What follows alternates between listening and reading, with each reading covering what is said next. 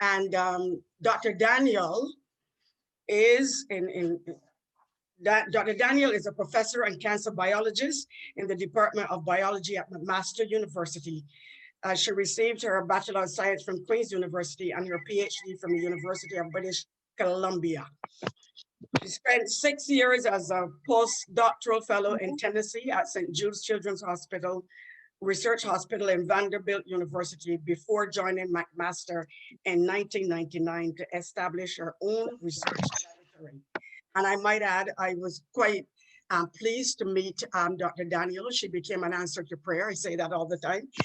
Benson and I was always praying and saying, Lord, we need somebody that is going to do some research on Black women to help us strengthen our message of why the work we do is important.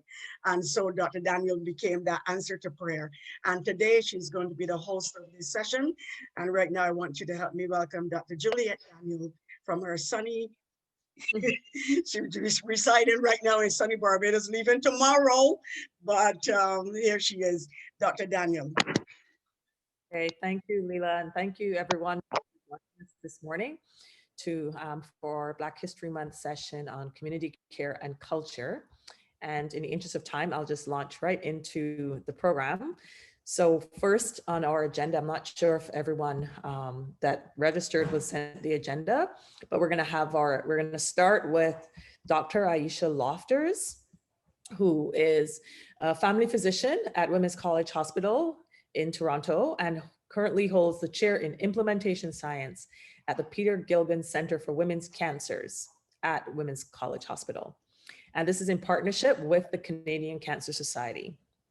I've known Aisha, I think, for what, maybe 10 years? When I met Leila. Yeah. She's an associate professor at the University of Toronto in the Department of Family and Community Medicine. And her research interest includes cancer screening and prevention with a health equity lens. And she will kick off the session today. And so please join me in welcoming Dr. Lofters. Oh man, I was completely mute for all of that. No, we heard you. Okay. How was it off? Okay, so please join me in welcoming Dr. Lofters to kick off our session today. Thank you so much. And I'm just going to share my screen.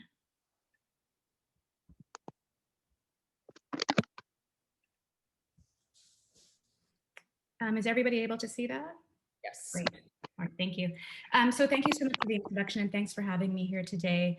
As Dr. Daniel mentioned, I'm a family physician and my research really focuses on cancer screening and prevention. And as a family physician, prevention is a core part of what we do.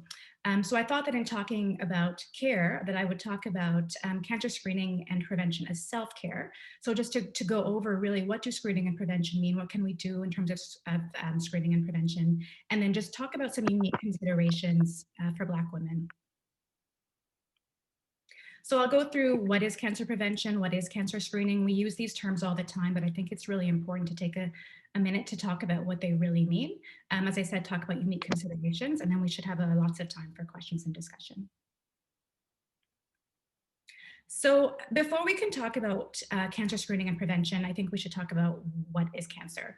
And cancer is a word that is used very frequently. Everybody's familiar with it, but it's often challenging actually to understand what cancer really is, because cancer is not just one disease. It's actually a very large number of diseases, so more than 200 types.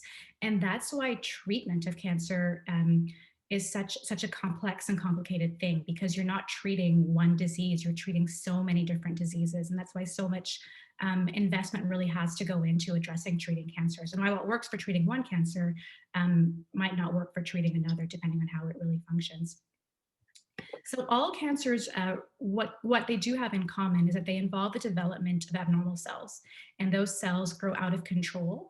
And then that means they can infiltrate and destroy normal body tissues, and that's where the problems really start.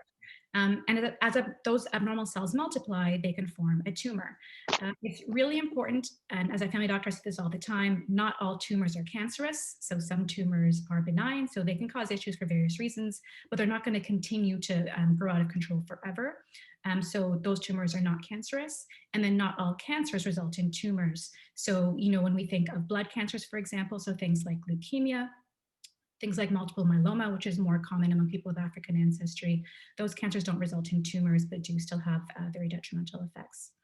And also another point that might seem obvious, but it's actually complicated, is the fact that cancers are named after the body part where they start. So I'll talk a little bit more about knowing family history as we go on. But I find as a family doctor, people will often say, my relative had cancer in their lung, but sometimes they don't know where the cancer started. And it's just important to know that for knowing your family history and knowing what you're at risk for. So where the cancer started is what is named after. So this is just a visual, a common visual that's used for the cancer journey. And really, as far as me being a primary care provider, our job is to provide better services every step of the way. And the healthcare system's job as well is to support people every step of the way along this journey. So from prevention to screening, to diagnosis, through to treatment, and then through to either end-of-life care or recovery and survivorship. So what really is meant by cancer prevention? And the fact is that lots of cancers cannot be prevented. That's just the fact. But according to the Canadian Cancer Society, 4 in 10 can be prevented, which is a pretty significant chunk. And there are things that we can do in our daily lives to prevent cancer from developing. And these lifestyle changes sound simple, but it's always, of course, challenging to implement these in real life. But these are the types of lifestyle changes that can actually have an effect on multiple different types of cancers. So smoking, like we've learned so much about cigarette smoking and how harmful this really is. People often think of lung cancer, but it also increases our risk of many other types of cancers as well, and other chronic diseases. Avoiding secondhand smoke if possible. It's not always possible to do that depending on your work circumstances and your home circumstances, but avoiding it as much as possible. Eating lots of fruits and vegetables. So I've put a visual on the screen of having half your plate actually being fruits and vegetables, because many of us, and I'm guilty of this, like, oh, I eat vegetables, but then is it really half of your plate? The rest of your plate can be, your meats, your rice and peas, your potatoes, whatever else, but you really have to have half of that plate being vegetables. And of course, lots of fruit as well, making up your diet. Avoiding refined sugars and added sugars. I mean, if we think about how diets have changed around the world in the past, few decades, I think this is a huge one. Like, there's so much added sugar in many of the foods that we consume, both here in North America, but you also see that shift in other parts of the world as they move towards a more Western diet. You've seen many more fast foods, foods with like those added sugars to kind of make your brain really become addicted to that sugar and crave more, and that really has detrimental effects. And then in lines with that, highly processed foods, so especially processed meats, can increase your risk of many cancers. So really avoiding those types of highly processed foods, refined sugars, and added sugars. Keeping alcohol to a minimum. So there's been lots of talk in recent years about how much alcohol really is appropriate. The Canadian Cancer Society really says that the best amount of alcohol is none. Many of you will have seen their campaign, the COVID campaign about a dry February. I think alcohol use has increased, understandably so, with the COVID pandemic, but we really have to recognize that alcohol puts us at risk for many different things, but it definitely increases our risk of cancers. So with the Canadian Cancer Society, when it comes to women, the recommendation is actually less than 1 drink a day. So the other thing to bear in mind is what's a standard drink size, because many times we'll take our wine glass and fill it to the very, very top and call that 1 drink. But if you actually look at what a standard drink size is, that's not just 1 drink. There was an article recently that I think it was in the Globe and Mail, talking about Canada actually has one of the highest alcohol intakes in the world right now. So I recognize we have people from all over the world on this call, but just to bear in mind that I think alcohol use and its role in cancer, I think we don't understand enough about what that is and recognize that enough. And then being physically active, at least 150 minutes a week. So, I think it's thinking about what can that look like in your life. For some people, it's 30 minutes, 5 times a week. For some people, it's 3 times a week of about an hour. And from my perspective, I think do whatever works for you. For me, I like to have a very structured approach. So I will block off time in my calendar to work out. I do soak exercise. My mother loves to walk. Different people do different things. So I think it's really about finding that physical activity that you enjoy so that when it comes time to do it, you're not coming up with the excuses not to do it, which I think we're all very guilty of. And then another really important point is that remember that having one type of cancer doesn't reduce your risk of other types of cancers. So there's been a fair amount of research that people who are cancer survivors are actually less likely to be screened for other types of cancer. And I think it's because we in the healthcare system often think just about that one cancer with that one person. But if somebody has a history of colorectal cancer, they still need to have their mammograms, right? Because they're still at risk for other types of cancers. So cancer prevention and cancer screening are applicable regardless of your current cancer status. So when we talk about cancer screening, it's similar to prevention, but it's not the same as prevention. So with screening, what we're talking about doing is typically tests that are trying either to find a cancer early before there are any symptoms, or when it's quite small, or it's finding cell changes before they've even turned into a full-blown cancer. So finding like a pre-cancer is what we call that. So when you're doing screening, it's not about preventing the cancer from occurring in the first place. It's about trying to find a cancer very, very early before it has caused any problems yet, or trying to catch those pre-cancers. So cancers for which screening is widely available, and I should have added in Ontario on this slide, include breast cancer, cervical cancer, and colorectal cancer. Lung cancer screening is available in the US, and it is being piloted right now in Ontario and will be widely available. So that one's coming, but the ones that are widely available right now are breast, cervix, and colon in the Ontario context. Also a point too, a lot of people don't know what a cervix is. So the cervix is your opening to the womb. So a lot of times when women come for a pap test, they don't really know what the pap test is for. So the pap test is checking for any of those precancerous cells, and the cervix is the opening to the womb. So I just want to quickly go through each of those types of cancer screening a little bit more. So with breast cancer screening, we're really talking about typically two tests. So the most commonly used is a mammogram. So the mammogram is essentially it's like taking an X-ray of the breasts. And then in Ontario, for some women with a strong family history, they would actually have MRI done instead of having, or in addition actually to having a mammogram done. So in Ontario, for women who are at average risk, it's recommended for women who are aged 50 to 74 years. And if everything is completely normal, it's recommended to be done every 2 years. So starting at 50, if everything's normal, then you come back at 52, 54, et cetera, up to 74. It doesn't absolutely stop at 74. So, if a woman is quite healthy and has, looks like she's going to be living another 20 years, and we can keep going with the screening, right? Because it's really about quality and quantity of life. So if somebody is looking really great at 74, you don't have to stop screening at that point. Some women are advised to come back and have their mammograms every year. So this, for example, can be women with dense breasts where it's harder to see the tissue on a mammogram. So in those cases, they're advised to come back every year. And that's just one example. But it's important to talk to your provider if you have a family history of breast cancer or ovarian cancer, because in those cases, it might be you need to enter the high risk screening program to have MRI done or start screening at an earlier age. Cervical cancer screening. So this is done through the pap test. And again, as I said, a lot of people don't know, because we often just say have pap, come for your pap, and people don't really know what the pap is for. So the pap is to screen for those abnormal cells. So with the pap test, a speculum is inserted into the vagina, and then the healthcare provider takes a sample of cervical cells using a tiny brush. So in Ontario right now, it's recommended for women who are 21 to 69 and who've ever been sexually active. So if a woman is 21 and she has never had any sexual activity, she doesn't need to have a pap test done. But if you both hit that age and you're sexually active, then it is recommended. And again, if everything is totally normal, it's recommended to be done every 3 years. Some women are advised to have pap tests more frequently. So actually, it's quite common that we'll see women with some abnormal cells on a pap test, and they might be asked to come back in 6 months, come back in a year, just to monitor those, or even to remove them if it's looking that they're starting to progress. Also, women who are what we call immunocompromised have to come in more frequently. So if their immune system is weaker and thus they wouldn't be able to fight off the virus that causes cervical cancer, which is HPV. And that includes women who are HIV positive, also women who have had organ transplants, might be on medications that suppress their immune system.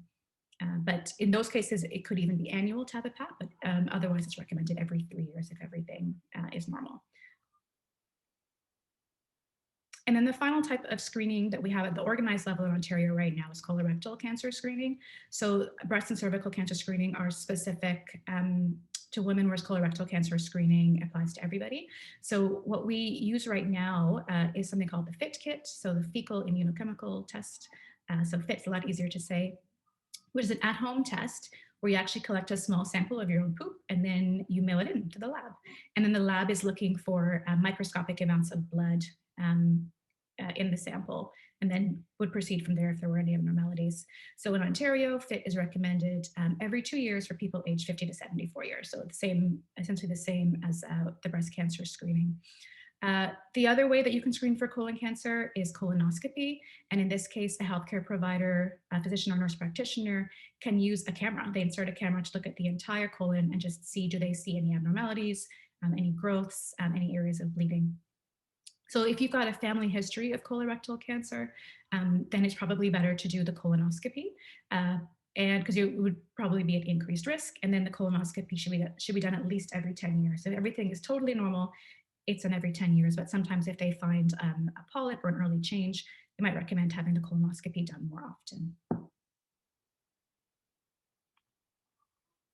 So I did just want to highlight some unique considerations for Black women. Everything I said earlier really applies to everyone. Like I think lifestyle changes, the importance of prevention and screening, but there are just some important points to note.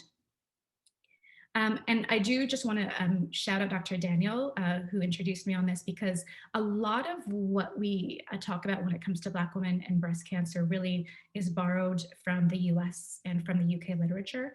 There's not a ton of research that's being done in Canada on this topic. Dr. Daniel is a very notable exception. She has been doing work for, fantastic work for a very long time, looking at breast cancer among women of African ancestry in Canada and in the Caribbean and across the globe. So I just want to shout her out for that. But there's some points to note. So when it comes to breast cancer, it seems that Black women overall are at lower risk, recognizing that the Black community is very, very, very diverse. You have women who have been in Canada for hundreds of years, their families. You have people coming from the Caribbean, coming from West Africa, East Africa. So we're a very, very diverse community. So that's just something to bear in mind with all of these, I guess, stats.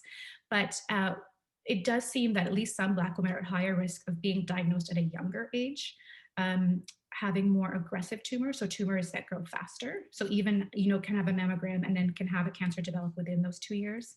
Having tumors that are harder to treat because of the various tumor markers, being diagnosed at a later stage. So I've done some research looking at immigrant women right here in Ontario, coming from the Caribbean, who are more likely to be diagnosed at a later stage of their breast cancer, and also have a longer time from when they present with symptoms to when they're ultimately diagnosed, and a longer time from when they present with symptoms to when they actually start chemotherapy. So I think there's lots of work to be done in these areas, and I think lots of need for research funding to support this work going forward. But I think what women can do is to be breast aware. So we don't recommend breast self-examination in primary care anymore, but what we do recommend is to be breast aware and to know your own body so that you can recognize if something has changed, something is different, something doesn't feel right, to be aware of that and to contact your provider right away. And I can't emphasize enough, really finding out as much as you can about your family history. Obviously this can be challenging, sometimes you know that someone died, but you don't know what they died of. People sometimes are afraid to use the word cancer. And I think that's something that we all need to address, that there should be no stigma on this. And it's really important to share as much information as we can with all family members to help them, be as well as possible and know to really truly understand their risks. When it comes to colorectal cancer, in the US, we do know that African Americans are at higher risk of colorectal cancer than any other ethnic or racial group. There's no data on this in Canada, so we don't know what that looks like, what ethnic and racial differences really look like when it comes to colorectal cancer in Canada. We do know, though, that colorectal cancer is on the rise among younger people in both the US and Canada. So there's actually been a pretty sharp increase in colorectal cancer among people who are less than 50. So people even in their 20s, 30s are being diagnosed with colorectal cancer without any other major risk factors. It's thought this is really to do with what I talked about before, is due to weight gain, obesity, and to the lifestyle factors associated with that. So those, highly processed meats, high amounts of sugar, that there seems to be an association with that and this sharp increase in colorectal cancer among younger people. So again, just to emphasize really the importance of thinking about what it is that we're consuming and putting into our bodies. So when it comes to colorectal cancer, just some symptoms to watch out for.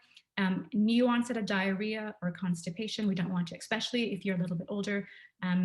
Any rectal bleeding really needs to get checked out, and any persistent abdominal pain could be a symptom of colorectal cancer, also could be a symptom of ovarian cancer. Obviously, most of the time, when people have a new onset of diarrhea or constipation, even rectal bleeding or abdominal pain, most of the time it's not colorectal cancer, but it's important to get it checked out, find out what is the cause, and just to make sure that if it is this, that it can be addressed as quickly as possible. So I think that's my last slide. Yeah, so thank you to everybody for listening, and I think we should have time for questions. Thank you. Thank you so much, Aisha. So now we'll have, if you want to type your question in the chat, or if you just want to ask the question out loud, please just raise your hand or wave or something, and we'll let you ask a question. Any questions? I have a question. Yep, go ahead. Is this whole presentation just for Black women today? It's not for white women as well? Not really. It's about cancer in general. It's the Okay.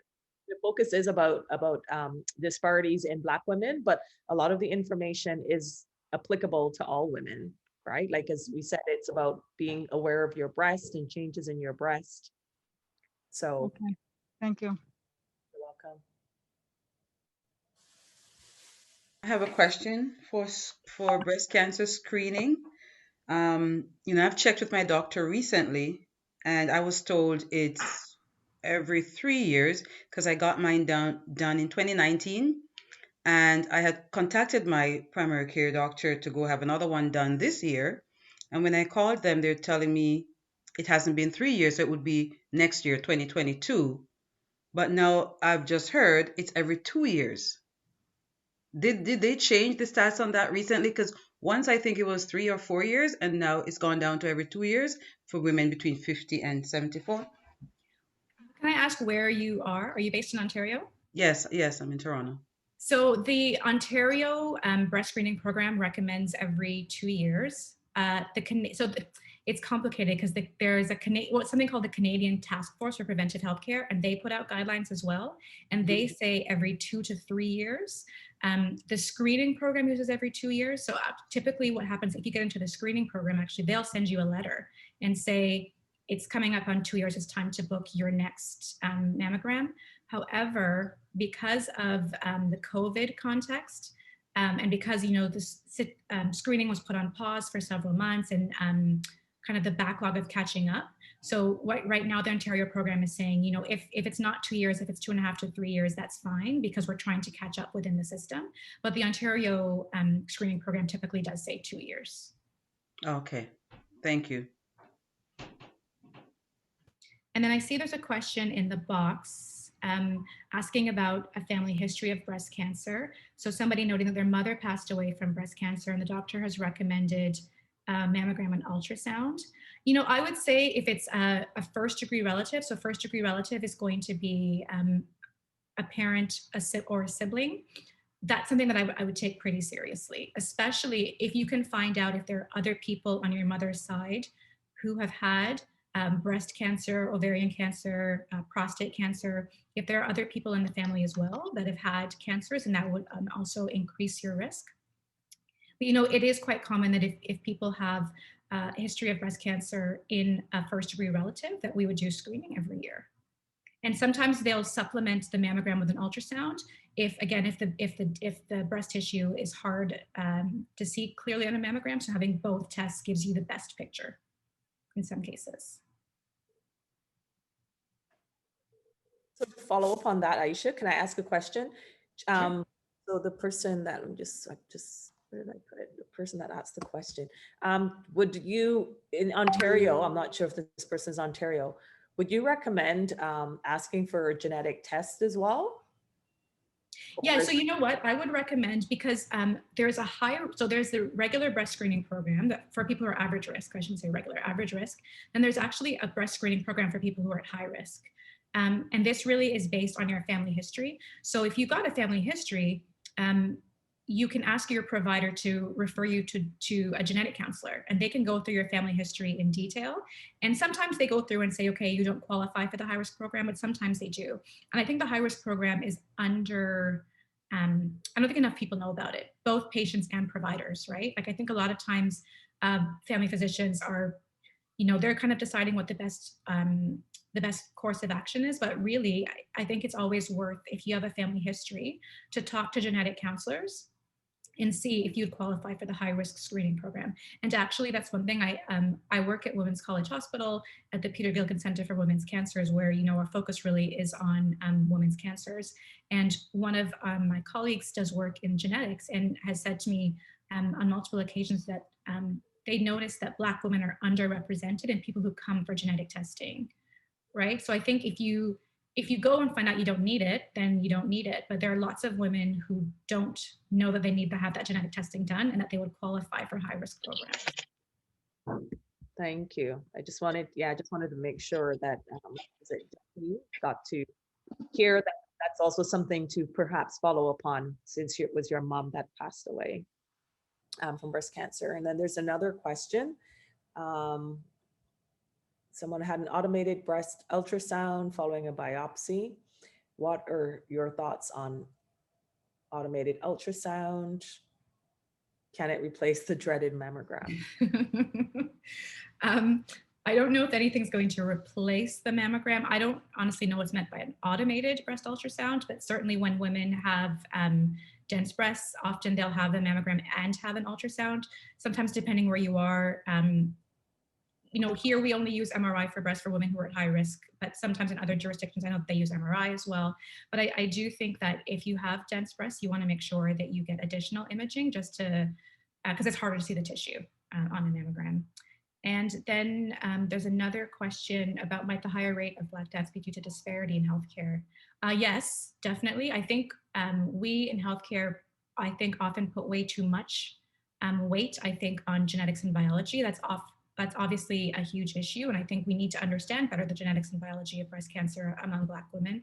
But a lot of what we see is due to disparities in healthcare. So when I was talking about what we've seen in Ontario, that longer wait time, that's nothing to do with biology or genetics, right? That's to do with a Black woman presenting to the system, and then what happens after that point and how she is treated. So that longer wait time, actually, we also see that immigrants as a whole have a longer wait time. So again, that's something to do with biology. That's just how to do with how the system is treating them when they come in, for sure. That doesn't sound too good.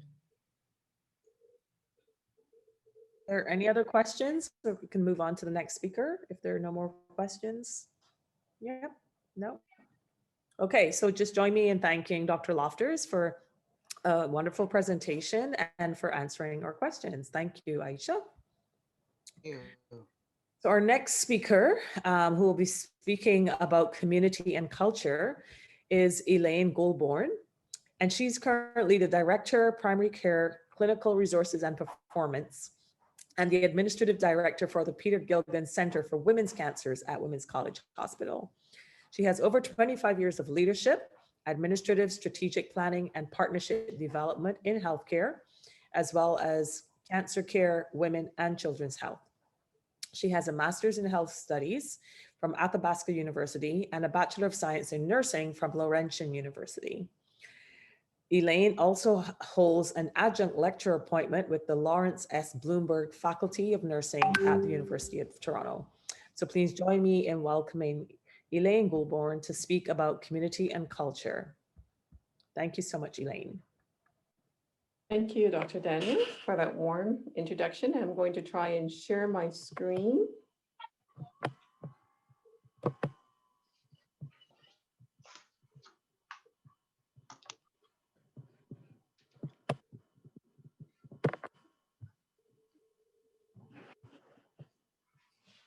So thank you, and let me know if you're seeing the screen. Yes, we are. We can see it. It's not in slideshow view though right now. So you just need to activate the slideshow. Yep, perfect. Good.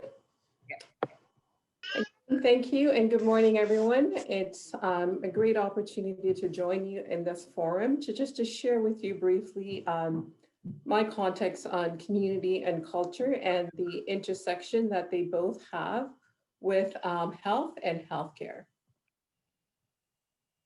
A little bit in terms of a personal introduction of myself, I think Dr. Daniel shared that with you briefly, as well as providing you with a bit of definition of culture and community and the relationship between both and healthcare, and really share with you a little bit in terms of what we're doing at Women's College Hospital and how we can actually use some of the services that we have at Women's to improve our health and health outcomes. And really finally to talk a little bit about how can we make both work for us in our own world and our own life. A little bit about myself. I have a Jamaican background, and like most of us, my parents migrated to Canada for a better opportunity. So I do have that intersection of both cultures.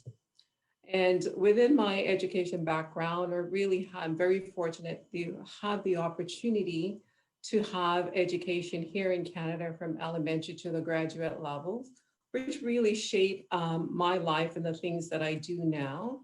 From being a registered nurse for 27 years, I've seen many things and I've actually practiced in both the US and in Canada, as well as in Northern Ontario.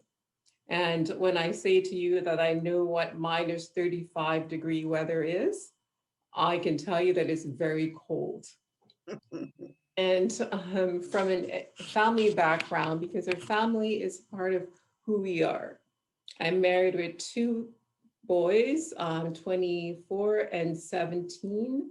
And I really spent a lot of my life giving back to my community, whether it's mentoring and providing mentorship and coaching for the younger generation, participating on boards, and really serving the community. One of the things that I like to do with my boys is work in the shelters, serving meals, serving out meals, and providing clothing for youth and people who are marginalized, and really just connecting with my community and giving back, from whether it's from a church-related functions or community function, is really identifying with my community on my culture and giving back accordingly. And I'm sure most of you share similar stories and can identify with that as well. According to the Google wide world, community is really a group of people that are existing in a place that share a purpose, a sense of belonging, and really who communicates to each other. Most of us live in a community where it's Whitby, whether it's Toronto, but we do identify with the community that we live in, because that's a community that we access services, whether it's healthcare or for a social gathering, it's where we access those services because that's what we identify with. It could be a feeling of fellowship where we share that common goal of value, interest, customs, or identity. Church, religious setting, even a community of work are places where we share those values, and we can identify with individuals or aspects of those communities. And those are the things that draw us to a group of people or a physical space. Again, because of the technological world that we live in, a community can be virtual. It's our Facebook, it's our WhatsApp group, And the fact that we're having this conversation and this session via Zoom really identify the fact that there's a community of individuals or like-minded who share the same interests and really want to participate and share their knowledge.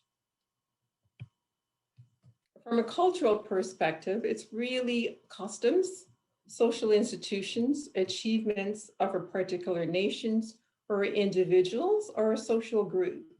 Most of us can identify being Canadian, Caribbean, North American, Asians, Africans, and usually those are the cultural aspects or the things that we relate to.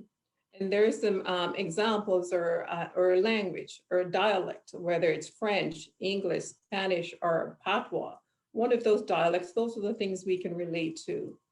It's the religion, it's Christianity, Muslim, the cuisine, most of us are related to food. I love food, and some of the things that I can relate to as being a Caribbean woman, or your curried goat, your roti, those are the things we relate to as a culture. Your social habits or time or music, where there's calypso, pop, jazz, and reggae, those are the things that we relate to and identify us as culture. Our hearts and rituals or ceremonies such as baptism, baby dedication, christening, having a festivity as at Easter, whether it's Easter egg hunt or whether it's having fish, bun and cheese. Those are the things that makes up a culture, and that those are the things we identify with.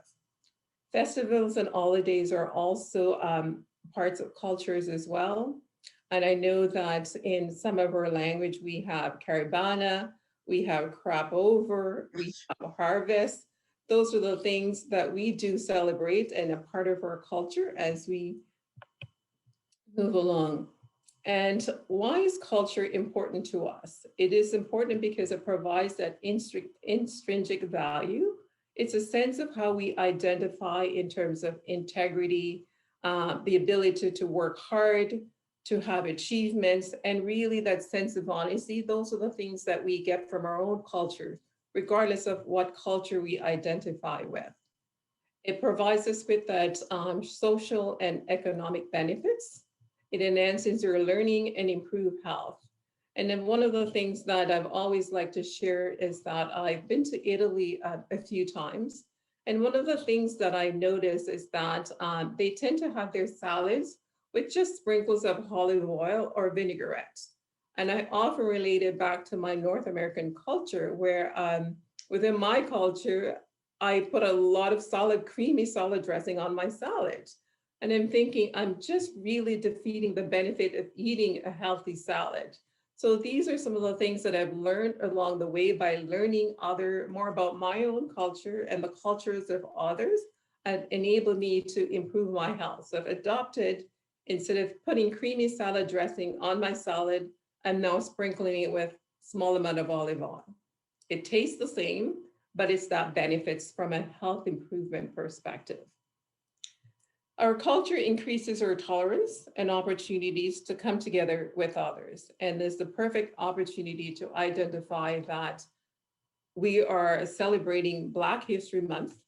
And Black History Month just means for us that we pause and take a moment to reflect on our past, reflect on where we are, and also look and celebrate the achievements and the successes of our culture, and looking at that from an opportunity to come together and look at where we have been and where we are heading as a nation.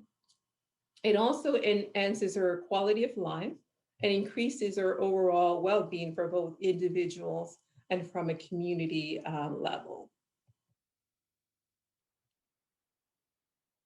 Aisha alluded to some of this in terms of the culture and our community do have an impact on our health.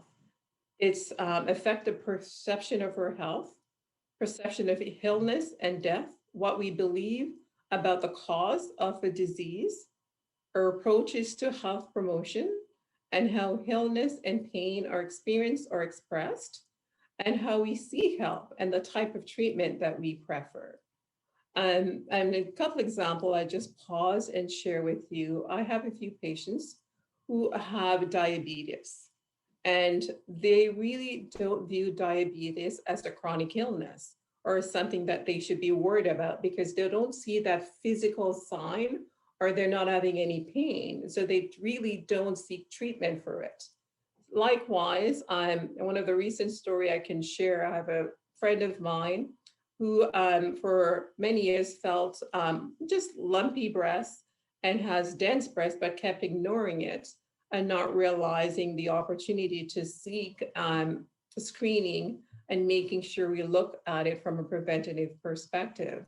But again, it does affect how we look at things and how we perceive our health and how we perceive things moving forward. And I often associated with some cultures, especially in the Peter Gilligan Center for Women's Cancers, is that most people don't identify hospitals as a preventative and screening opportunity to get screening tests. Most cultures, some of our cultures view hospital as a place to visit only when they're sick and not necessarily to get tests or get screened for breast cancer or cervical cancers. But it's just wanted to pause and think about what our beliefs are and how they impact our outcomes and our health outcomes. This is a bit of a summary chart that I kind of prepared that provides us with an illustration of the intersection as us, as individuals, or community, or culture, and health. We're all individuals, whether we are infants or seniors. We belong to a family, whether it's our immediate family or extended family. And within those family, we live in a community. Within a community that either has a virtual relationship or a virtual community, or we fellowship with certain individuals because of our beliefs and values, or whether we can associate with our local community or a regional community as in Ontario or international community in terms of having relatives that lives in the Caribbean, lives in Asia, just different continent. We relate to these individuals as communities. Where our communities are intersections with our cultures is because within each community, there are subcultures. And these subcultures are identified by language, food, habits, rituals, and beliefs. These beliefs are then transcended into how we perceive our health and illnesses, and that impact our wellness, how we seek prevention, screening, treatment, and survivorship, and making sure that we use these as a tool to enable us to gain better health. I just want you to take a moment and just really pause and think about how your community, your culture intersect and how they actually shape your notion of health and how you view health.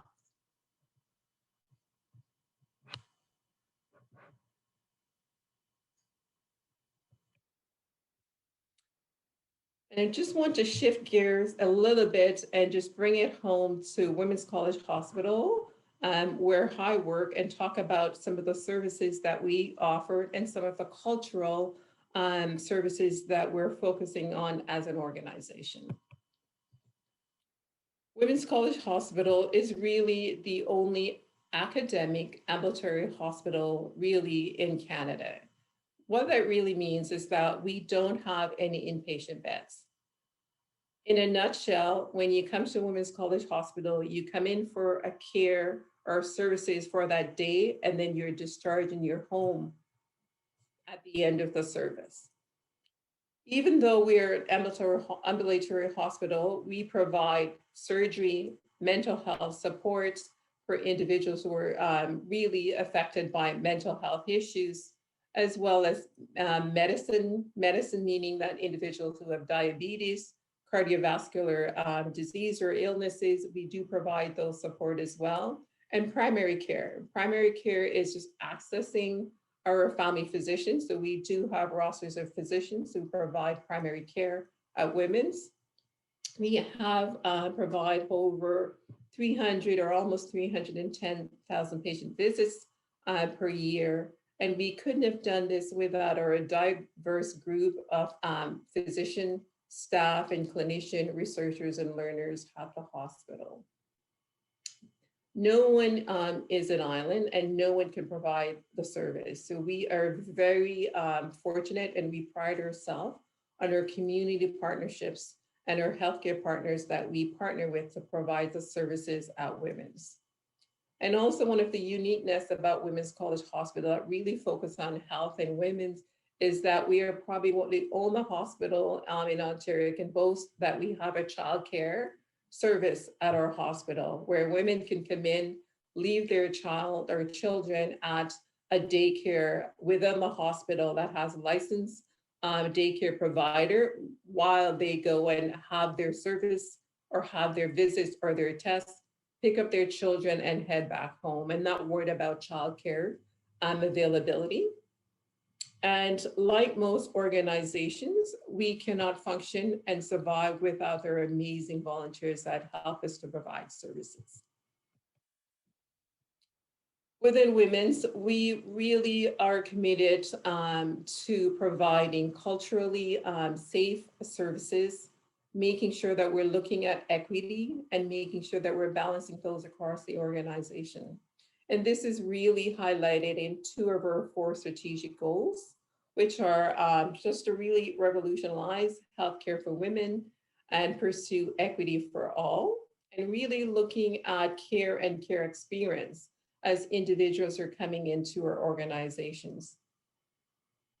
Some of the strategies that we are utilizing at Women's to making sure that we're reaching these goals are to really focusing on equity and access as a priority within our organization. And making sure also that our staff have cultural sensitivity and anti-racism training. And this is really all staff within the organization, from our senior team staff to our frontline staff, are undergoing these training to make sure that we have the ability to relate to the clients and the patients that we provide service to. We really also have a great program that really outreach to our marginalized population. And I really want to highlight 3 main services or programs that we have that really focus on providing services for our marginalized population. Our sexual assault and domestic violence care clinic provides women and individuals who are sexually assaulted or have experienced intimate partner violence, and providing them with the immediate care, providing them with legal counseling, providing them with preventative care, and as well as long-term and short-term counseling. And what I really like to point about this program is accessible 24/7. It does not require a referral. Individual can drop in anytime at any EDs in Toronto, and our team will be available to provide the services. Our birth control base center for birth control center provide free counseling, assessment, and birth control to women who are looking for support. And those, again, no referral is required, just access our service and individual can drop in and have those assessments. We also recognize that Canada really attract a lot of refugees, but when refugees come to Canada, they don't have healthcare. So Women's College Hospital has a crossroad clinics that provide primary care and healthcare for refugees who are coming to Canada and accessing those programs. I won't talk a lot about research and innovation because Aisha covered that as well. But we also, as I pointed out, that language is a major part of our culture. And at Women's, most of us speak English, but we do provide translation services to over 33 different languages so that we're able to provide care to individuals that are accessing our care.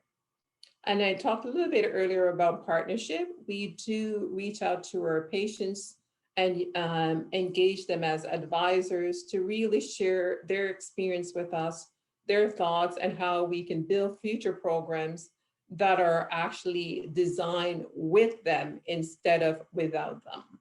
and partnering with our communities again to ensure that we have a broader reach. An example of a program that is really culturally centered is our Indigenous program. And our Indigenous program really has two components. One is a Center for Wise Practice in Indigenous Health. And just really, it's a gathering place that provides dedicated space for Indigenous learners and staff to share their experience and to really reach out to an elder or knowledge keeper and to share that cultural aspect. One of the programs that's really talked about cancer is twice a year, we created a program that really focus on Indigenous women accessing cancer screening program at Women's College Hospital, whether it's for breast or cervical. What this really entails is we set aside dedicated appointments. There's no lineup. They're pre-registration, and these individuals are escorted by staff member to get their tests done. And at the start of the day or the event is typically a 4-hour day where they're coming in. We celebrate by having opening with an Indigenous or smudging ceremony, a healing circle. They have culturally appropriate music and refreshments and food and just games and making it an event. And also recognizing as well, we do provide transportation to and from the hospital to enable women who are not able to get to us very easily with those opportunities. And I know that Dr. Lofters and I would certainly want to create a similar program for other cultures within Women's College Hospital to ensure access. And certainly I'm going to do a call out to say that if there are individuals who are part of different associations who are part of this conversation today and would like to partner with us to establish a similar program for different cultures, we are open to your feedback and we welcome your partnership.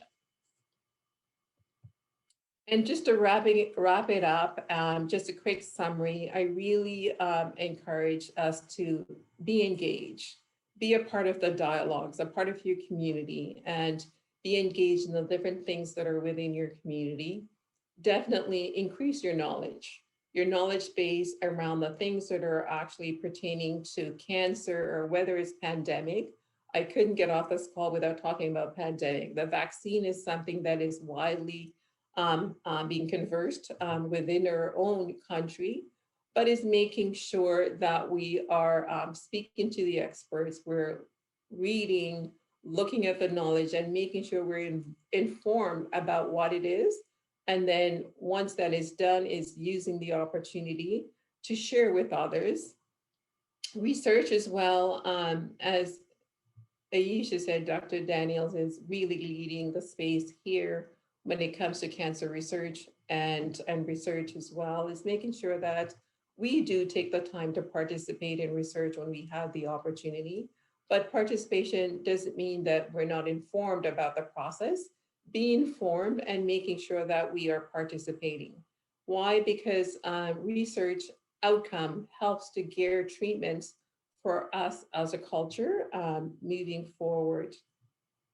Advocate for funding, for resources for your community organization, and really advocate for care across your community.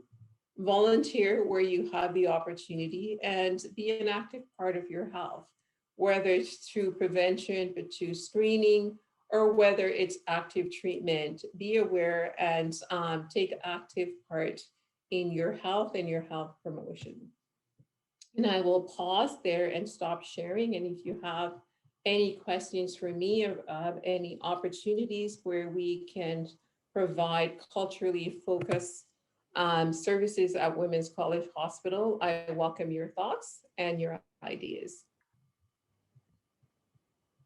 Thank you so video. Thank you so much, Elaine. That was wonderful. And I learned a lot about Yeah, I did learn about Women's Children's Hospital. I had no idea that so much happened there actually. So that was a nice overview of what happens there. Any questions from anyone in the audience?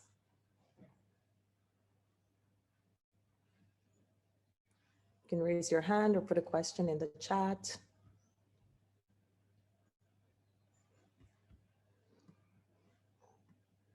No questions? Okay, well, I will ask a question.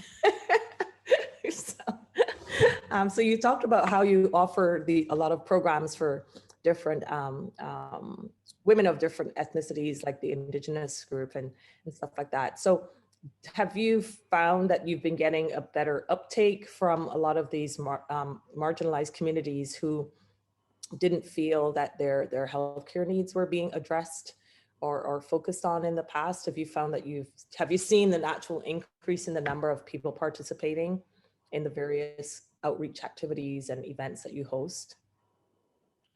Absolutely. I would say that we have seen an increase in participation because one of the approach that we have taken is to reach out to our Indigenous community partners or organization and really share thoughts about the programs. We partner with the workers and the staff at these organizations to really share the message and encourage their own clients to be a part of the service. And I think one of the key things that we have seen is that there's a sustainability. Once patients or clients have had the experience of having a culturally structured screening event or experience at the hospital, we find that they're coming back and they're bringing others and they're telling others about the program, that it is not what you think. And within women's as well, we really are taking on the opportunity of really having pictures and illustrations that depicts different cultures. So if you're walking into an organization and you see the artwork that reflects your culture, it's really a little bit more inviting. And also, if you're walking into our organization, you see individual that represents you, it is more welcoming and you can have those conversations. Because I see sometimes I'm walking in the lobby and someone will walk up to me and just ask me a question because they really identified with me as a Black woman working in an organization and having those questions. So having an organization that have a diverse group of staffing is also an approach that Women's College Hospital is taking so that we're representing the population that we're providing service to.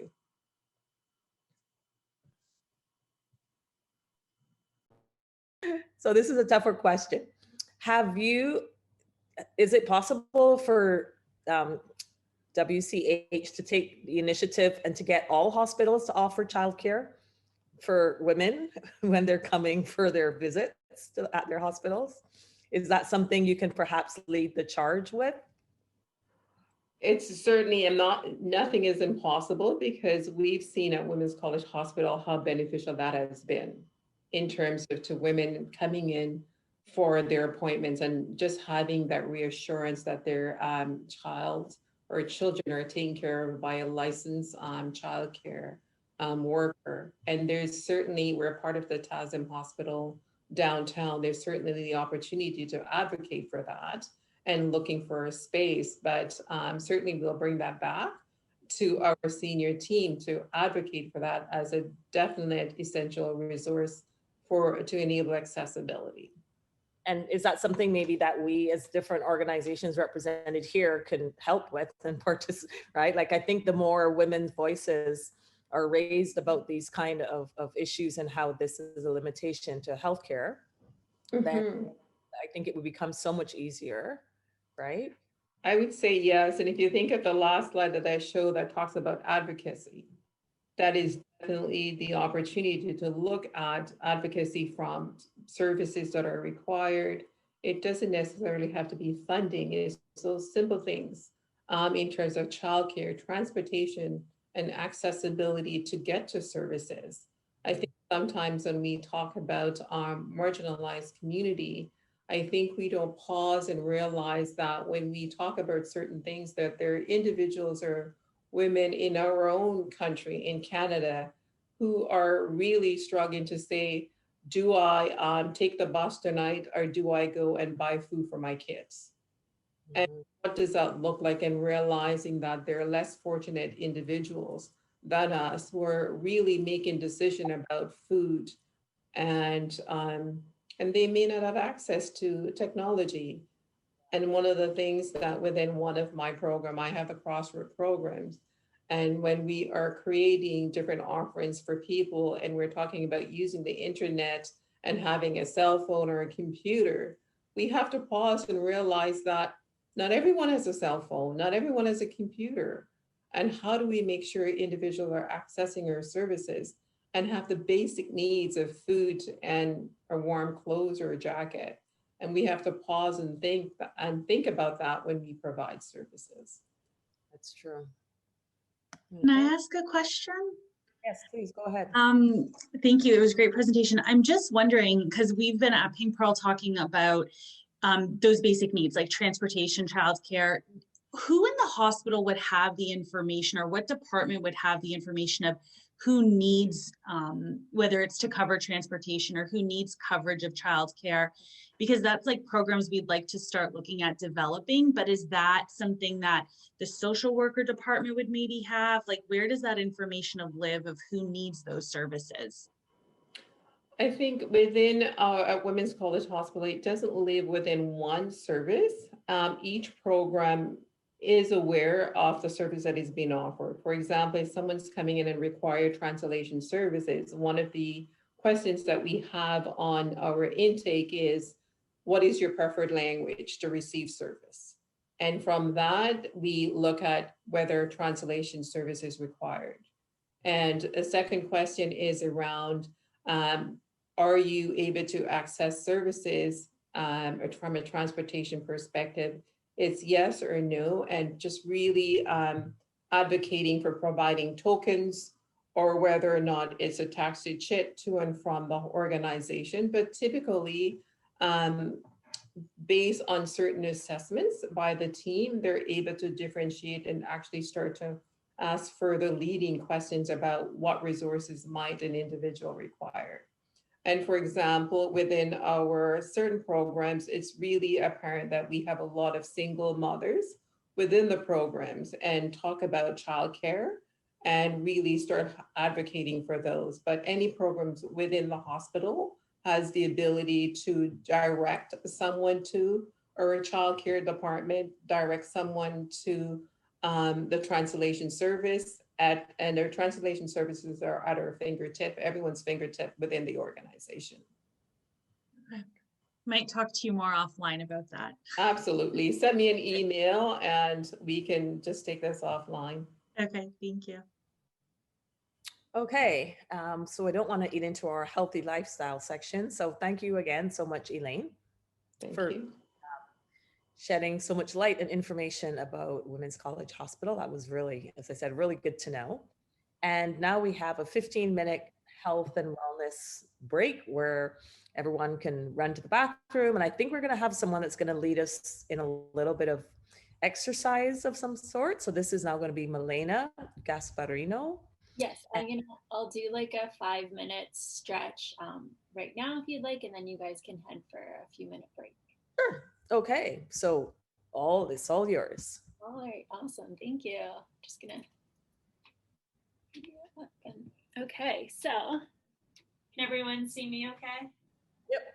Awesome. So I'm a yoga instructor and also a programs communications manager at Pink Pearl. So this is a really exciting and interesting conversation today. So thank you all for being a part of it and for joining in, and for all the speakers attending. We'll just do like a 5-minute, really, really simple stretch just to kind of move our bodies from sitting all day. I'm sure you've all been on lots of Zoom calls over the past year. So just a nice little way to sort of just stretch and release any tension. So just coming to a standing position if you'd like to. And you're not going to need a lot of space, so don't worry if you don't have a yoga mat or anything. It's just a time. And feel free to turn off your videos, ladies. You don't have to keep your videos. Show yourself. So once you've found a comfortable standing position, just closing your eyes and focusing on your breath here. Taking a deep inhale and exhale.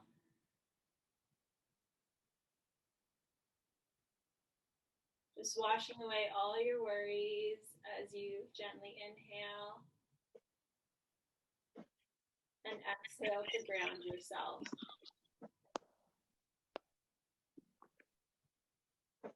Breathing at your own pace here.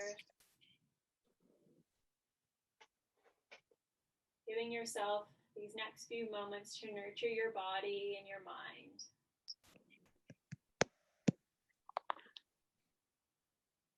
Slowly rising your arms up into the sky. And then just forward fold, so folding over your body. You can bend your knees as much as you'd like. And just sort of sway back and forth to release the tension in your lower back. Letting your head fall. And then coming into stillness in your forward fold, bending your knees.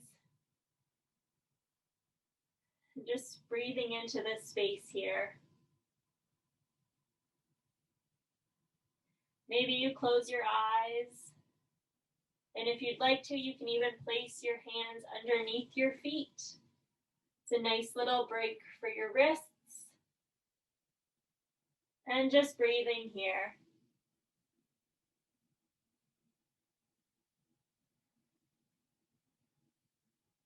Letting all the tension wash away out of your body. As you breathe at the pace that feels right for you this morning.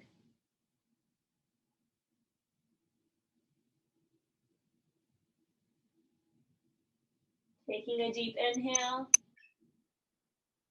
and exhale. You have your hands underneath your feet, releasing your hands and then slowly rising your body back up. Back up to stand tall. Rolling your shoulders here back a few times and then forward a few times. And you can see I have terrible posture, so I'm very sorry about that. Just rolling those shoulders, opening your heart space here. And then coming back into that still standing position, mountain pose again. I'm going to just move a little bit. So you're going to place your hands on your hips, rise your right leg up, and then you'll just gently step it behind you. And right away, we'll just turn that right foot to face the opposite wall at a 90-degree angle, keeping that front leg bent. Coming into warrior two. Taking a deep inhale. And exhale, you can rise your arms up and out to the sides. Just breathing into the space here that you're creating in your body. Watching as the energy flows through you. Taking a deep inhale. And exhale as you straighten that front leg. Bringing your arms down. And we'll just switch to the opposite side. So your left foot becomes that 90-degree angle. And your right foot switches to the front. Bending into that right leg. Taking a deep inhale. And exhale as you rise your arms up into warrior two on the opposite side. Keeping your heart nice and open here. Just breathing into the spaces you're creating. And letting a sense of peace and calm wash over you. Taking a deep inhale. And exhale as you slowly straighten that right leg. Facing both legs out in front of you. And we'll end off with a little breathing technique that I love. So this is a really great breathing technique to do when you are a little bit stressed or just kind of need a moment. So you can keep your legs bent or you can keep them straight, whatever works for you, whatever feels comfortable for you. If you would like, you can also sit on a chair for this or sit on the ground. So whatever feels good for you. And you're going to place your arms up into kind of like a cactus. So it's like a little four. And then you're just going to inhale left and exhale right. You can close your eyes when you do this. And this movement is just moving all of the good energy around you and all of that stagnant energy out of you. So we hold lots of tension in our whole entire bodies, and by doing these gentle movements, it's just encouraging the energy to float out and release out of your body. So you can go as slow or as fast as you'd like here. Just inhaling and exhaling at your own pace.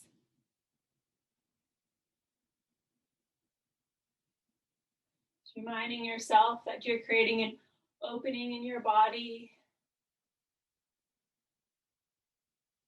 You're creating a space to nurture yourself. And by showing up today, you're giving yourself the opportunity to learn and to grow collectively together, even though we're not in the same place. So we'll do that once more on one. Do it on the left and then the right. And then just place your hands at your heart center. Close your eyes. And you can probably feel your heart rate increasing a little bit. You might sort of start to feel the blood flowing through your body. And your mind might feel a little more at ease. Just taking a moment here to acknowledge yourself and to acknowledge everyone that's here today with us from all over the world. Let's collectively take an inhale and collectively exhale.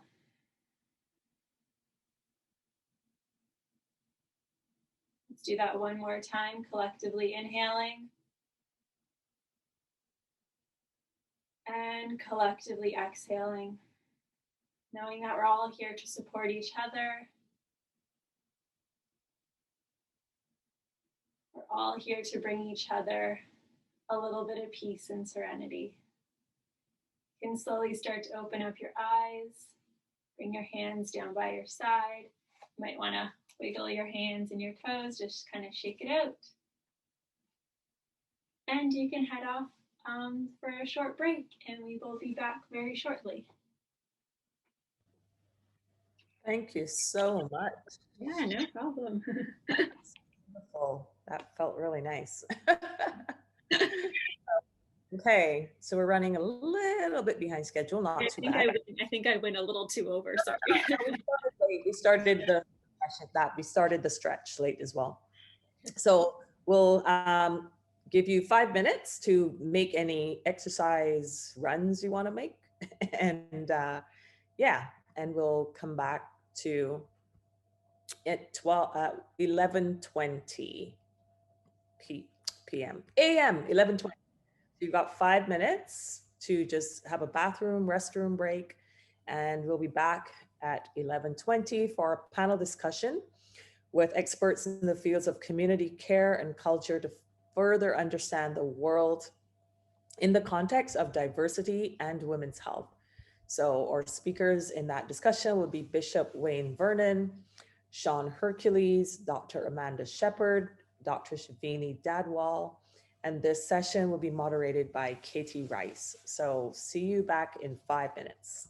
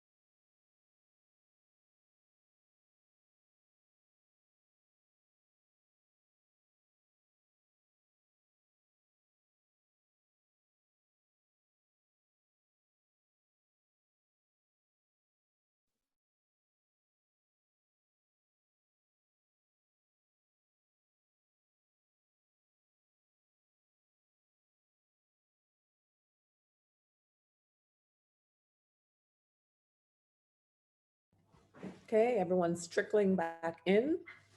Katie, do you want to give people 1 more minute and then start, or should I do an introduction?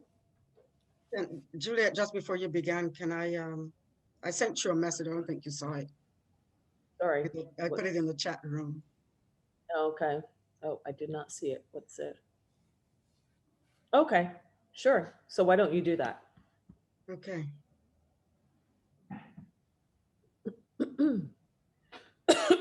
Excuse me.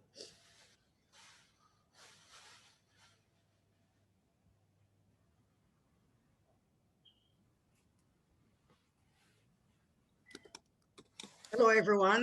Thank you all again for joining us today. It's been a great session so far. And we're going to move into our second session. But just before we do that, I wanted to acknowledge Pink Pearl, Milena and Elise Gasparino, that has spent a lot of time with us as we plan this seminar for today. And I wanted to say a great big thank you to Elise and Milena of Pink Pearl Cancer Organization. They're based, I believe they're in Niagara Falls or Niagara-on-the-Lake. Somewhere in that region anyways, I'm pretty sure. So thank you both for all your hard work in helping to pull this together. And before we finish today, you'll have the opportunity to talk a little bit about what Pink Pearl does, so that anyone in that region will be able to tap into your organization for any resources or support that they may need. Okay, so thanks. Juliet, back to you. Okay. Thank you, and thank you to all the Pink Pearl partners that are here today. And now I'm going to pass it over to Katie, who is going to moderate our upcoming session, our panel discussion. And do you want me to introduce the various people in the session, Katie, or will you do that? So we can either have you introduce them, or if they'd like to do a bit of an introduction themselves, that's all right too. What do people prefer? Maybe it'd be good to have them introduce themselves. Okay. I have the bios, but maybe it'll be nice to have them say a little bit about themselves instead. Sure. So I'll say hello. Good morning. My name is Katie Rice. I'm a social worker. I work at the Odette Cancer Center in Toronto.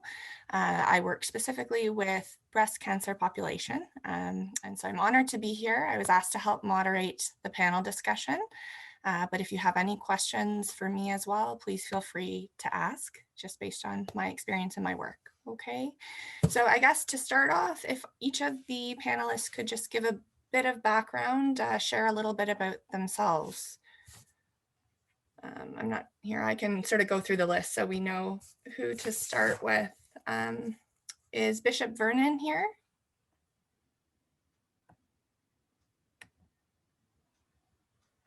Maybe he'll. I don't see him I don't see him. Yeah, I don't see him. Okay, so the next on my list would be Sean Hercules. Would you mind just introducing yourself? Good morning, everyone. My name is Sean Hercules, and I'm currently a PhD candidate at Dr. Danny Lab. So working on. On your internet sound.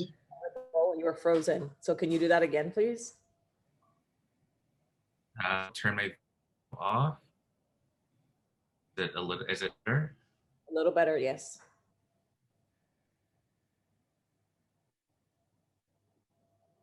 I can't hear you. I can't hear.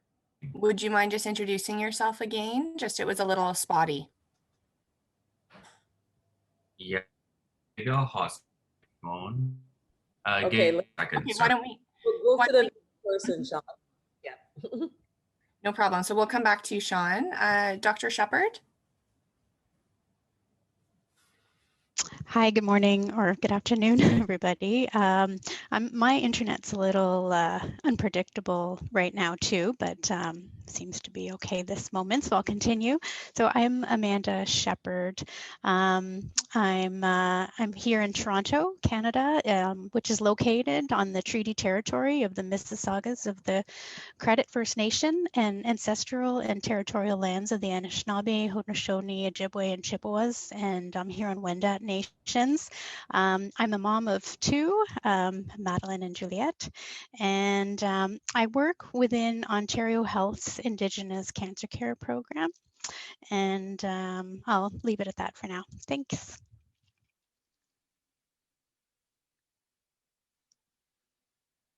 And Katie, I think you're on mute. There you go. So thanks, Amanda. So Dr. Dadwell? Right. So good morning and good afternoon to everyone as well. My name is Shivani Dadwal. I'm currently a clinical fellow in medical oncology here at the Juravinski Cancer Center in Hamilton, Ontario, which I think is southeast of Toronto, but I'm terrible at geography, so don't hold me to that. I'm like trying to picture a map in my head and it's not going very well. I am a first generation immigrant to Canada, and I think that informs a lot of my personal and cultural identity.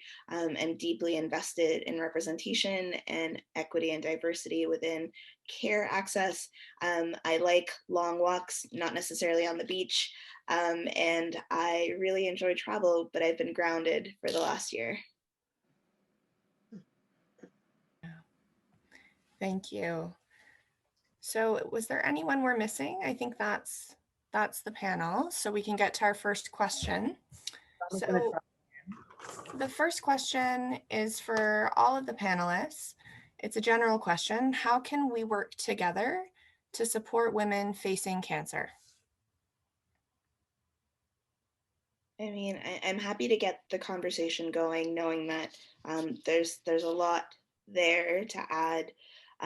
But I think the starting point is, in my mind, at least as a healthcare provider, is the acknowledgement that I am seeing an individual at a very vulnerable and difficult time in their lives.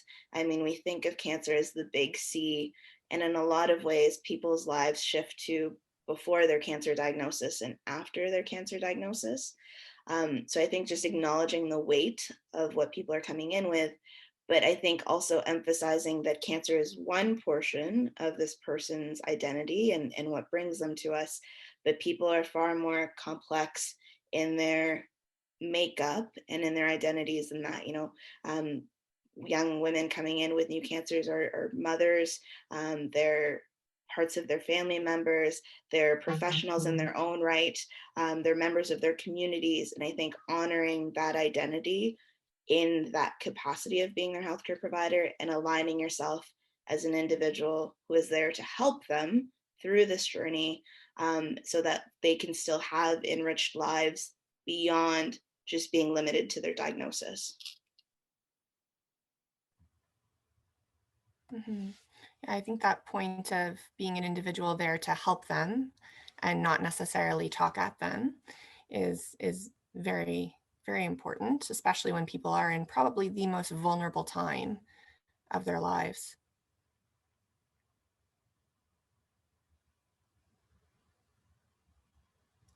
Okay, so any other perspectives on how we can work together to support women? Maybe I'll just jump in and say, oh. Sorry, Sean? Go ahead, Sean. To be sure if people hear me properly. No. It's a bit better, yeah. Okay. Yeah, so in my response to the question, I'll just keep it brief since the internet seems to be a little unstable. Oh no, my computer has frozen. We can hear you okay though, Sean. Okay, sorry, I'm back. Okay, lovely. Yes, so seminars like these in terms of partnerships, so partnering with community, academia, healthcare, these types of forums I think are very critical and important to also addressing women's health, because it's very easy to operate in silos. But if we're just doing our stuff in the lab, like a lab perspective, and not really communicating that with the community, it's not. It loses its utility. So forums like these and partnerships like these are very critical. yeah, that's my answer. Thanks, Sean.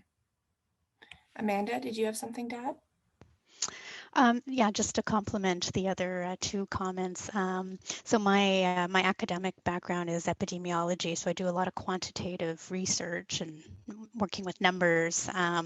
But I really think that research should be done with mixed methods, and it's not enough to just look at the numbers. I think to get at the real answers, that quantitative research should be complemented by qualitative research and really asking questions to members of varied communities. And I think when that's done, there's space for more of a holistic answer. And I hope that research in general goes in that direction where more perspectives are included in the answers. Thanks.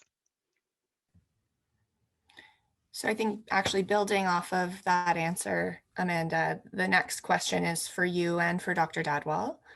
So how do you see the approach to care evolving for diverse women? Should I continue? Why not? Okay. Well, one thing I thought about speaking about today is I mentioned I work on a team called the Indigenous Cancer Care Unit, and among that team there are researchers, people who do education and policy. But one initiative that we're really proud of is something called the Indigenous Navigators. So in Ontario, there are many regional cancer programs across the province. And the majority, like 10 out of the 13 or 14, have what we call an Indigenous navigator, and they are there to assist people through their cancer journey. And it is their role is targeted for First Nations and Métis people, understanding or recognizing their unique challenges or needs. So, for instance, potentially connecting them with traditional medicine or an elder.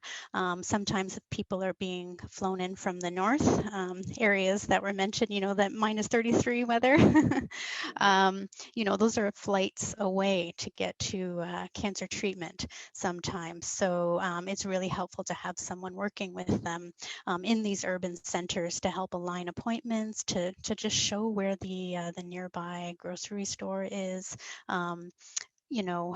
Printing out a form and helping them fill it in. All those little things really, really make a big difference in someone's experience in their cancer journey. So that's something that we're really proud of and we're trying to advocate for. So as I mentioned, not all the regional cancer programs have them. And this initiative has also been inquired about in other regions of the country. And we know that in British Columbia, they're in the process of hiring their first Indigenous navigator. So I think that's a step in the right direction. Thanks.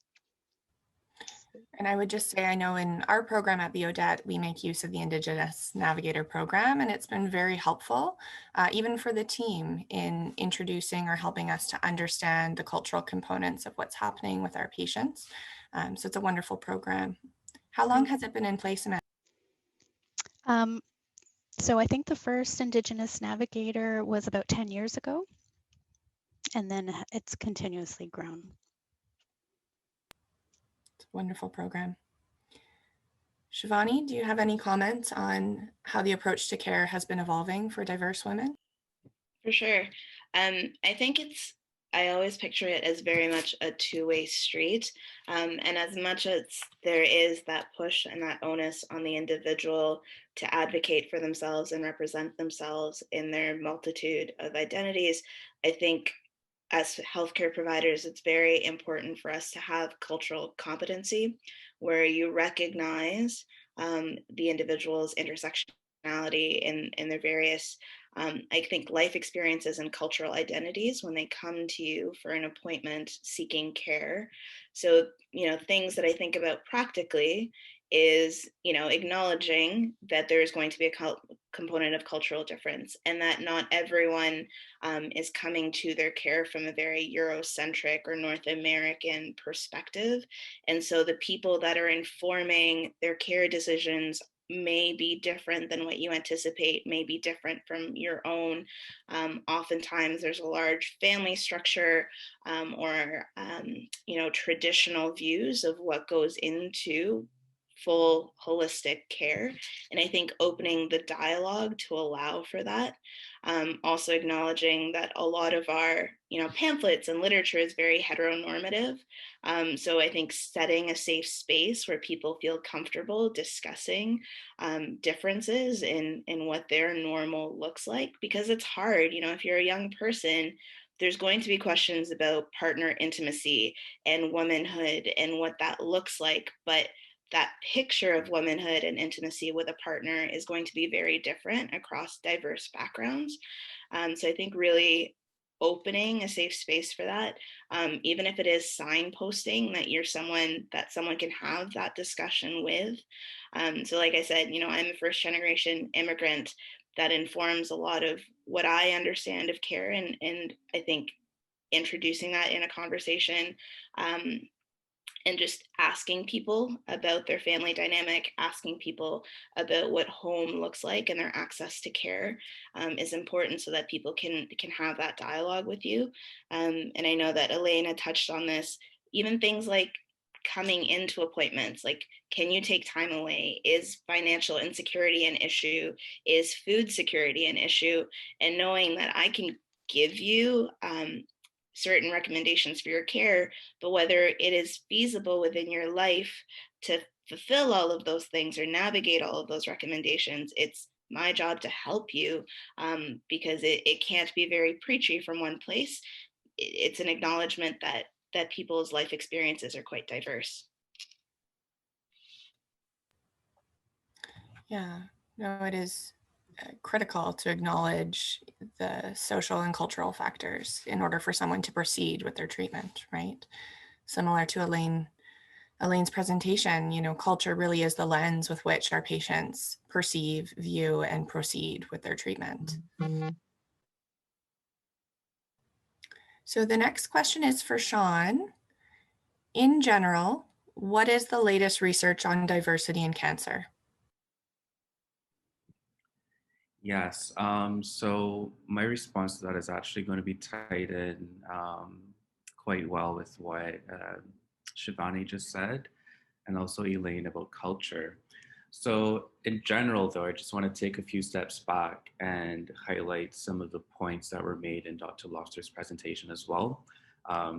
She said cancer is very heterogeneous, which just means that, they're very different. They can present differently. And what we have found recently, even though cancer survival rates have been increasing tremendously over the last 10 or 15 years with increased treatment options and research, we still see vast disparities, at least in the US, just based on racial and ethnic profiles. So in the US, for example, the incidence of breast cancer is higher in white women. So that just means more white women get breast cancer in the US. However, more Black women are dying, which is, it doesn't really make sense. If more white women are getting breast cancer, why are more Black women dying? So this is a question that a lot of researchers across the globe are trying to address and understand. And traditionally, people have, really thought that this could be due to social economic status. So access to healthcare, the US is very different to Canada, where the healthcare system is not publicly funded or not that accessible as it is in Canada. So we have these huge disparities just in access to healthcare, which is seen more starkly in poorer communities where there are a lot of racialized and minoritized people. So that could be driving this higher mortality rate that we do see in Black women. And that's just one example. In addition, though, we do also see that when we look at cancers and the different subtypes of cancers, that Black women do have a higher chance to be diagnosed with a more aggressive type of breast cancer, which is also quite concerning and leads us to think more into genetics and investigate more into the genetic factors. So what some researchers have found is that indeed Black women do have a different, in the US at least, have a different type of genomic makeup that may be predisposing them to these types of aggressive cancers. One thing that we found, which was quite interesting, was that when we look at triple negative breast cancer prevalence rates across Africa, women in West Africa actually, or women of West African origin, actually have a higher prevalence of these aggressive cancers compared to other parts across Africa. And it's postulated that women from West Africa were migrated or taken from West Africa and brought across the Caribbean into North America. So that further strengthens the argument of some type of genetic predisposition to these aggressive cancers. But as I started off by saying, cultural factors should be taken into consideration as well, because recent data has actually found that social stressors and higher and income, etc., do also play a role in the chances of you being diagnosed with these aggressive cancers. So it seems as though it's this really complex interplay of genetics, culture, diet, exercise, etc., that are predisposing women to aggressive cancers. But we do see this more starkly in Black and Hispanic women, at least in the US. So it's really important for us to place emphasis on trying to identify how all of these factors come together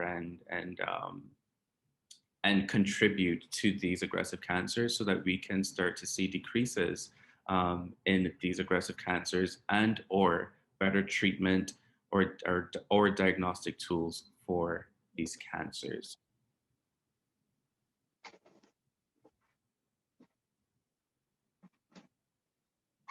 Thanks, Sean. And so I see that Bishop Vernon has just joined us. Hi, Bishop Vernon.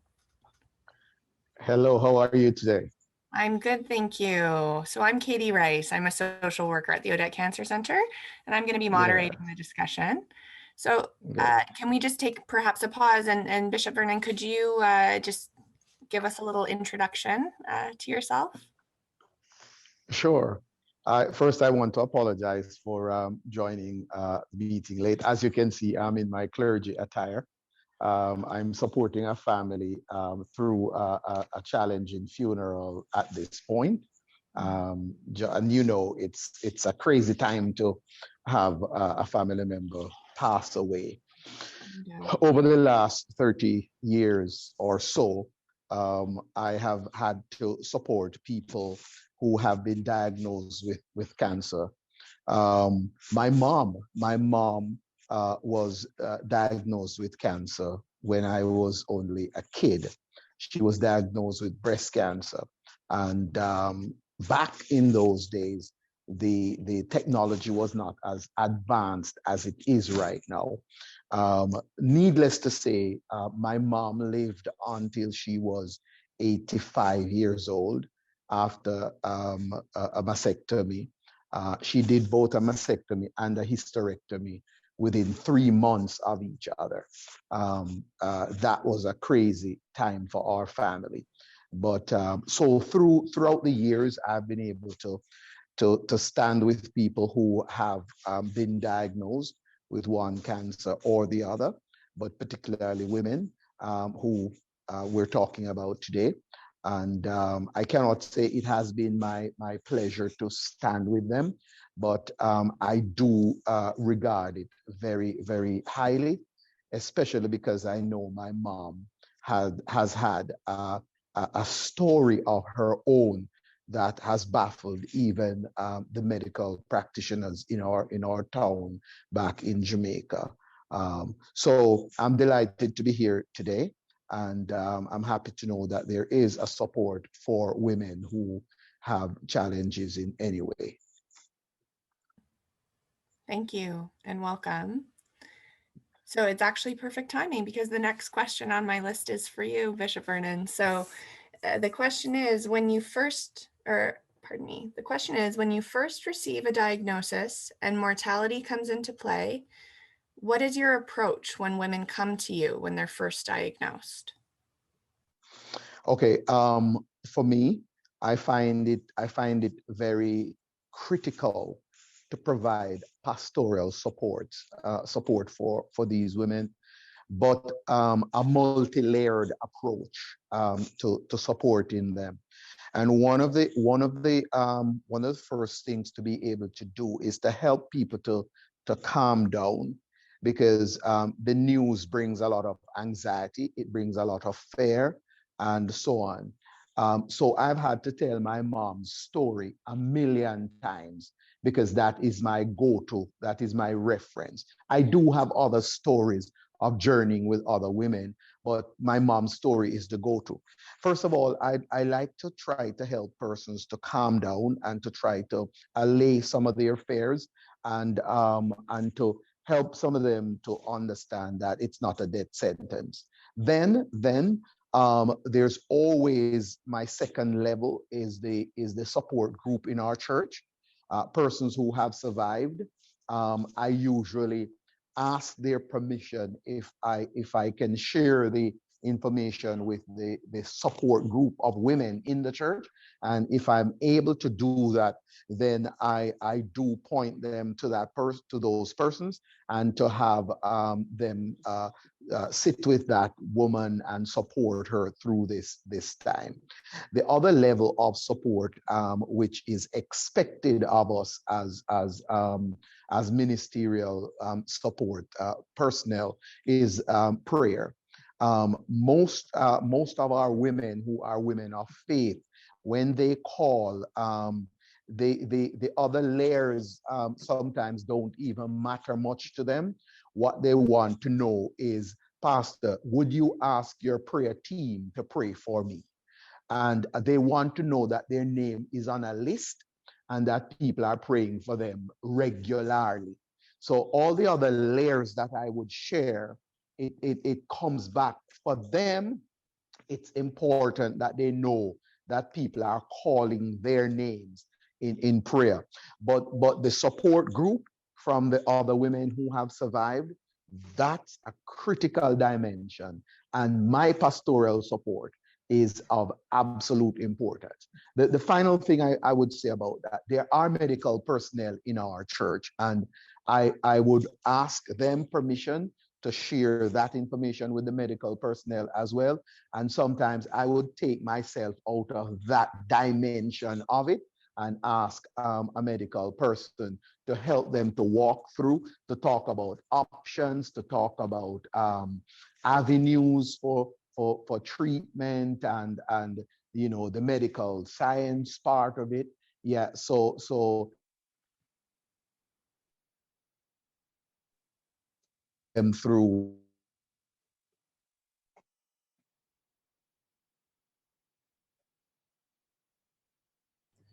Oh, goodness. Did we lose it, or was it just me? There he is. I think I lost. Yes. Yeah. We lost you just for a moment. Can you hear us? Yeah, I got kicked out for a minute. Yeah. Had you completed your thought, or was there more that you were hoping to say? I think I did. Yeah, I think so. Wonderful. It sounds like that connection to peer support is a really important role that you play within your own church community. I know in my own practice, peer support can be a tremendously valuable resource for women who are diagnosed with cancer. So in follow-up to that question, how do we balance our faith practice and our medical advice? I think this is in terms of health providers. How would you suggest we do that?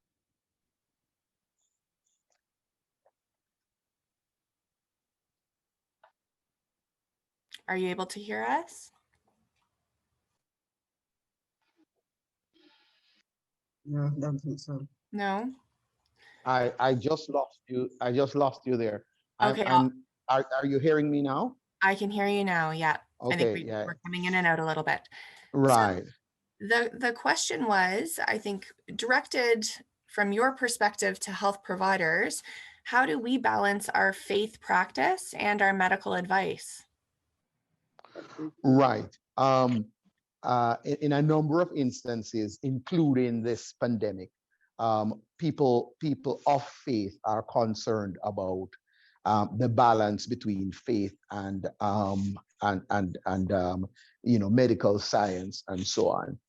It is my belief, and it is what it is, my opinion, that God gave us medical science and to be and other sciences to be able to help to heal and cure our bodies from the various illnesses. He gave us the plants and herbs and so on for the healing of our bodies and the healing of the nation. He gives us body drugs to be able to heal our bodies can repair themselves. I believe that while God is sovereign, there is human responsibility. And if we don't play our part, let's look at the very basic. If we don't eat right, our bodies cannot repair themselves. If we do not take care of ourselves, our bodies will not take care of us. If God has given us medical practitioners and given them the wisdom, and we do not access the medical technology which is available, it is to our own doom. And I have watched people who have insisted that they will not allow medical science to prevail, and I have done their funeral services. And I have watched other people who I felt that the last visit I made was going to be the very last visit. And when I see how they have recuperated with the use of medical science, it's amazing how they have stayed alive. If my mom back then had listened to some of the conversations, then she would not have done a mastectomy and a hysterectomy within 3 months of each other and lived until she was 85 years old. She would not have. So the balance is that we need to pray. And I share with you what an elderly lady in my church told me as a young pastor. She said, Pastor, I'm going to pray until either this person dies or they are revived. So you do what you're doing, but I'm going to pray until, so I encourage people, do not skip the medical science. Do not miss your doctor's appointment. Do not miss taking care of your bodies. It is to your detriment.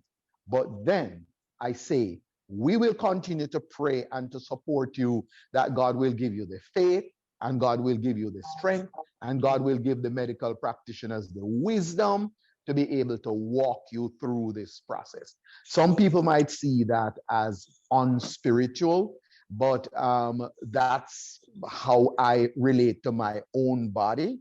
And that's how I think we should relate to our bodies. Take care of our bodies and also access whatever medical support we're able to find.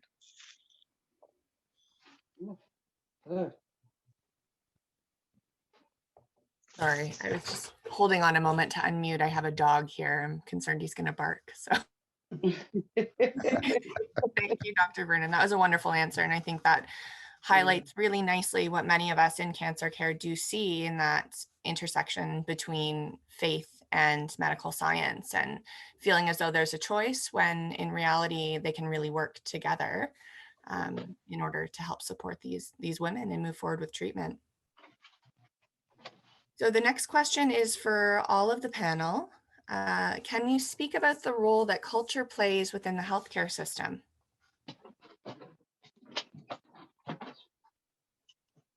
I mean, certainly I think everyone has touched on it in various capacities, but I think a cultural identity is more than just your You skin did color. say this is for Everybody? This All one for is me. for everybody. Yeah. To the replays of the day. Okay. I was just gonna say, I think, cultural identity is more than your skin color or where you or your family, draws origins. It's a lot of different things. And so I think it's just acknowledging those identities and acknowledging those communities that people come from. And as Bishop Vernon had mentioned, I try to always ask people when I first meet them and subsequently who their tribe of support is, because no person should be walking through a journey of cancer care on their own. And for many people, it is their faith community. A number of my patients will say, I have my church group, and even though it's COVID, we do Zoom congregations, or I have an international prayer group who is praying for me. And many will ask if I can pray for them as well. And I think it's important to acknowledge those things and acknowledge that strength is drawn from a lot of different places. And in many cases, there may be a component of traditional practices and community elders that they seek advice and guidance from, or if someone is part of a multi-generational family, incorporating those other members into your discussion because you want to align people to help this individual walk through their care. And it really shouldn't be these individual silos where people are having to pick between advice from their faith leader, advice from their family, or advice from their doctor. It should be coming together, because at the root of all of it is we should want the individual who's going through their cancer journey to do well.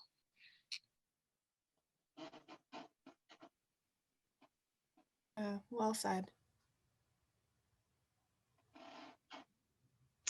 I'm happy to jump in. A few years back, there was a Truth and Reconciliation Commission of Canada done to look into the complex issues of First Nations, Inuit, Métis peoples and their experiences in the country of Canada, and made a list of recommendations. And a few of the recommendations were related to educating people who work in education and people who work in the healthcare system about Indigenous people. So one of the things that we've created is called the Indigenous Relationship and Cultural Safety courses, and they're available online for free with the intention of healthcare people understanding the diversity of the Indigenous groups in the country. And you had mentioned, Katie, that you have benefited a little bit from Leonard, who's the Indigenous navigator in the Toronto area. So there's a lot of work to be done to educate and understand differences and celebrate each other. Just last week, I spoke to a group of surgical oncologists. And one of them was saying that he was very frustrated that an individual didn't complete their treatment because they prioritized moose hunting, which was something that they did on an annual basis. And so the conversation turned to, maybe next time ask, get to know the patient and understand what's in their future and what their needs and goals and priorities are, and that could have been compromised, I'm sure. So having a conversation is so important, but it shouldn't always be up to the patient or the community folks to have to advocate and explain about themselves. So I think there is an important role that healthcare providers should do their best to understand or to ask the right questions when they're interacting with someone in an appointment setting. Thanks. Yeah, I wanted to follow up on that. So I'm not in the healthcare system. I'm in research, but I did have to, I probably should have noted this earlier actually. So for my project, my PhD project under Dr. Daniel's supervision, I am investigating the epidemiology and genetic profile of women of African ancestry with an aggressive form of breast cancer. And for this, we have participants from Nigeria, Jamaica, and Barbados. So one of the things I've come to realize after interviewing and calling, speaking with some of the Barbadian participants, is that, you know, they had critical conversations with their healthcare providers. And I think that's important, that you shouldn't shy away from speaking with your practitioner. So if you, for example, uh, if you believe that this other type of naturopathic or other type of treatment is better for you, you shouldn't take it behind your healthcare, behind your clinician team. Essentially, you should at least let them know, you know, make them aware that you are embracing other forms of therapy, so that the clinician can then say, okay, well, so that the clinician knows, sorry, so that there's no contradictions between the treatment and what the healthcare practitioner is providing for treatment. So yeah, that's my only contribution to this, to just have an open conversation with your clinical care team. And if I may, I will very quickly piggyback onto that point that Sean made. So thank you for that. As somebody who delivers chemotherapy and other agents to treat cancer, I recognize that people are going to be seeking care in a vast majority of different ways when they're seeking their cancer therapies. And I've had a patient who came from a First Nations background and, you know, was reluctant initially to share it, that, you know, through that cultural lens, they had sought out a traditional medicine man, and there was recommendations of certain medicines that were provided. And I would much rather know about it as your healthcare provider ahead of time. I'm not going to say no to those things. I just want to make sure that the care and recommendations that I am making and all of your healthcare providers make is going to work cohesively with the other things that you are seeking out, because your safety and your wellness is the only overarching goal in all of this. And so seldom is your healthcare provider going to outright say no or disparage what else is being done, but we just want to make sure that the recommendations we make work well in line with all of the other things you're doing, so that your safety is never compromised.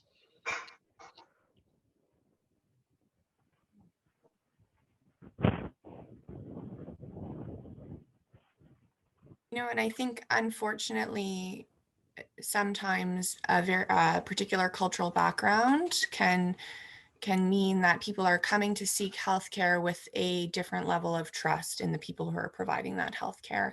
And that's true of various cultural backgrounds. So we have to acknowledge that and work hard at building trust in our patients who have historically not had such a great experience with either authority figures or people who have been providing healthcare.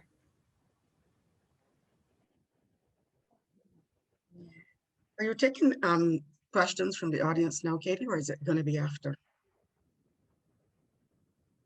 You're on mute. You're on mute. Sorry. There's none in the chat box as of yet. If you do have questions, feel free to put them in the chat box. There's a few more questions on our list, and perhaps we can tackle some of the audience questions after that time. But if there's anything burning, please include it in the chat and I'll make sure we get to it. So the next question is, what are some ways to be your own advocate being a young woman facing a cancer diagnosis? And that's for all the speakers.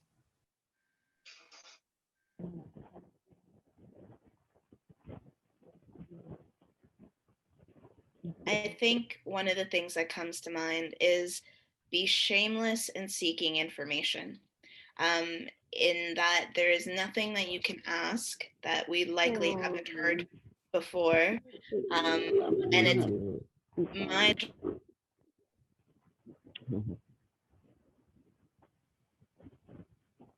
sorry about that. I don't know if I was muted for part of that. I don't know what's happening. Okay. I was just going to say, be shameless, seek out information. At the end of the day, it's your body, it's your health. And the way for you to empower yourself is to know all of the things that are necessary for you to move forward. So even if it's uncomfortable or weird or silly or bizarre, I'd rather you ask than sort of muddle through it in your own time. I have heard some very unexpected questions, even in the last few years, and I'm sure I will come across others that I didn't anticipate, but it forces me to learn and to seek out information. And that can only be a good thing. So I think be shameless in your pursuit of information.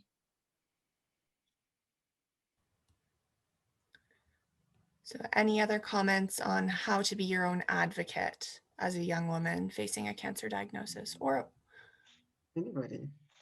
The privacy that I find some person's illness is shrouded in, maybe because, as the other speaker just said, the shameless, the shamefulness that some people attach to illnesses of different kinds. But the privacy is part of it, that it hurts me as a pastor when someone has come to me when it is too late, or has gone to their doctor when it is too late, because it is a hush hush. It is a private matter, and therefore, I've experiences. I've had experiences where persons have died, and when they died, or when it was too late, somebody, a medical person in the congregation said, had they only say something, it could have been different, because this cancer is something that is treatable, and it's a shame they never had to die from it. The privacy is something that I encourage the congregants not to do, because there can be help, but if you carry the pain alone, if you're so private about it that nobody else is able to talk with you and to point you to sources, then you could die from a toothache, and that's shameful, So the privacy is part of it. Mhm.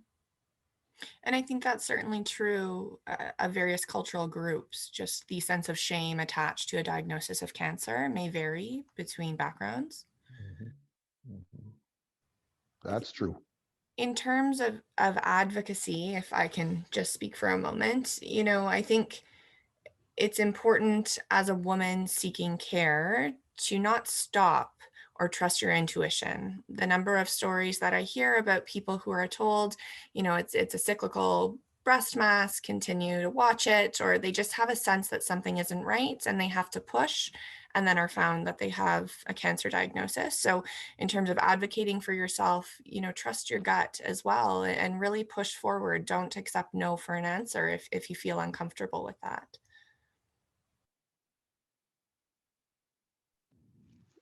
One comment that has come to mind is try to be prepared for anything. Some work that we did with Inuit who come down from Nunavut to Ottawa, which is a long and expensive journey, and resource intensive and mentally intensive. We were seeing that they were less likely to follow through with treatment, because that meant being out of their community for many weeks at a time or months at a time. So the project that evolved from that learning was to help the Inuit prepare ahead of the appointment for any options. So to having that planning go on in their mind about, okay, well, who will take care of the children or the grandchildren and pay the bills, and is it okay with my boss, and all those things. Have those things sort of dealt with in your mind ahead of any appointment, so that whatever is whatever possibilities arise, things have been thought through, so that you can really make a decision that's best for you. So in short, I guess my comment here is just to try to be prepared to advocate for yourself and do what's right for you. Yeah, I also want to make another point. Well, it's really echoing a point that was made earlier. Um, in terms of advocating for yourself, knowing your body is really important. So Dr.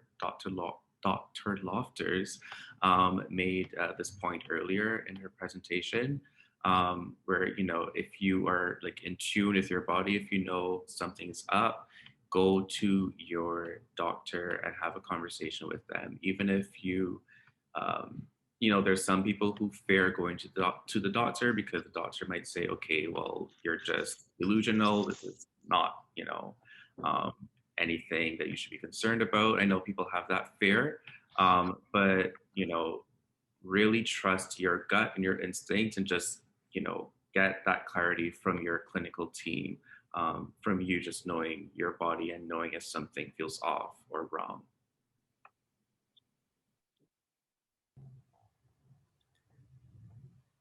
And if So I might make a quick point, um, sometimes persons are not comfortable with the diagnosis they get. It is sometimes good to have a second opinion if you're struggling with the diagnosis. If you're not comfortable with it, it is always good to get a second opinion, so that for your own comfort level, and for your own peace of mind, hearing it from another medical practitioner, another medical source, helps to balance the diagnosis you've gotten from maybe your primary provider. And that's a timely comment. We have a question here from Rana, and I think it's in reference to this point about being your own advocate, and if you feel that something is off, sort of continuing to push on. She says, in this case, what do women do? Do we just wait till it spreads when a doctor only says it's okay and we'll keep watching it first? And I think perhaps one of the answers there is to seek out a second opinion if you're uncomfortable with what you've been told. Any other thoughts on how to manage that if you're not comfortable with the information that you're receiving? I think it's also that point of, if there's information that you want, then I think really continuing with that conversation.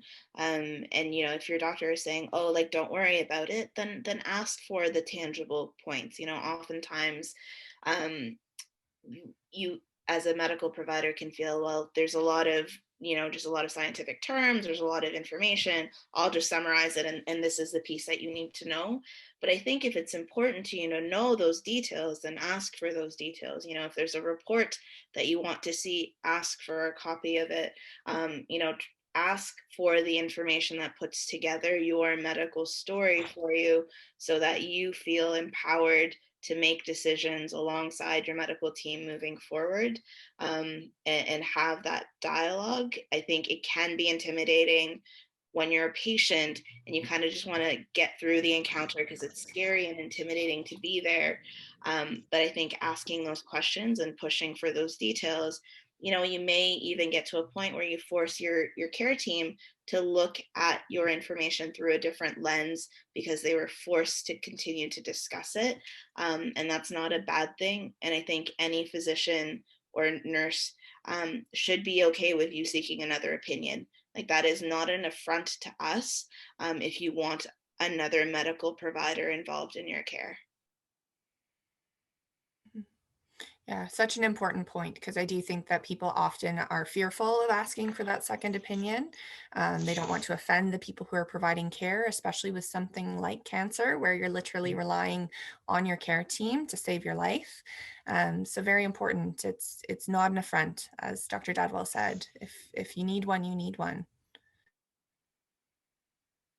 So there's a couple comments here coming in on the chat. There's one more question that we had, so why don't we field that, and then we can move right into comments and questions. So for the entire panel, if you could share one or two strategies that you have used to help women manage their stress when they are not heard in appointments or by family and friends. one piece of advice that I give my patients is, at the end of the day, it's your body. There's no one you need to be scared of disappointing. There's no arbitrary metric that you have to achieve. You don't have to pay your pound in flesh to get the care that you need. Sometimes people are fearful of disclosing pain or suffering that they're going through because they feel like, oh, it's just part of the process, or I need to, go through this and demonstrate strength, or I don't want to disappoint my family by asking for other help, or somehow it lessens my strength as an individual if I need more support. And that's absolutely not the case. Like, our job is to support you. And if you need help, ask for help. If you are in pain, ask for pain relief. If there's something more that you require, ask for it, because the only person that has to live with the consequences of those things is you. And everyone around you should really be aligned in caring for you and wanting the best for you. So you don't need to prove anything to anyone at any point in time.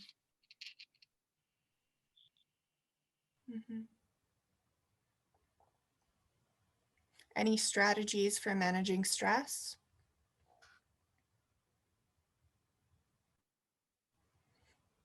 I think in my own practice, when I'm working with women at the time of diagnosis, often I would suggest that they bring their support person to help manage that kind of high stress at an appointment time. But unfortunately, if anybody is so unlucky to be going through this right now during the pandemic, a lot of those supports are no longer available. We can't bring people with us.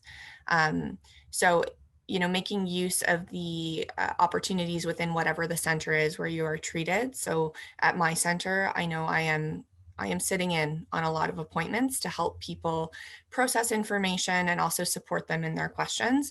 Ask for that social work referral or a patient navigator if they have it. Don't be afraid to do that. I think the majority of cancer centers, at least within Ontario, speaking locally, would have those services available to you. And so, make use of them. That's why we're there.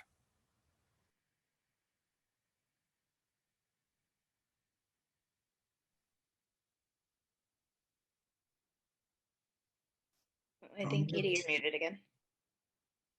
Thank you. I'm sorry. I'm not very good at this. I'll get to a couple of the questions that are coming in now. If people have questions, maybe feel free to write, or if you want to ask something, then you can give a wave too. I'll try to manage both. So one of the questions from Layla is that some people think that they caused their cancer. Some people think that God might be mad at them, and some are afraid that they don't have enough faith. What should one do? Or how best can we handle these situations? I think that's a good one for Bishop Vernon.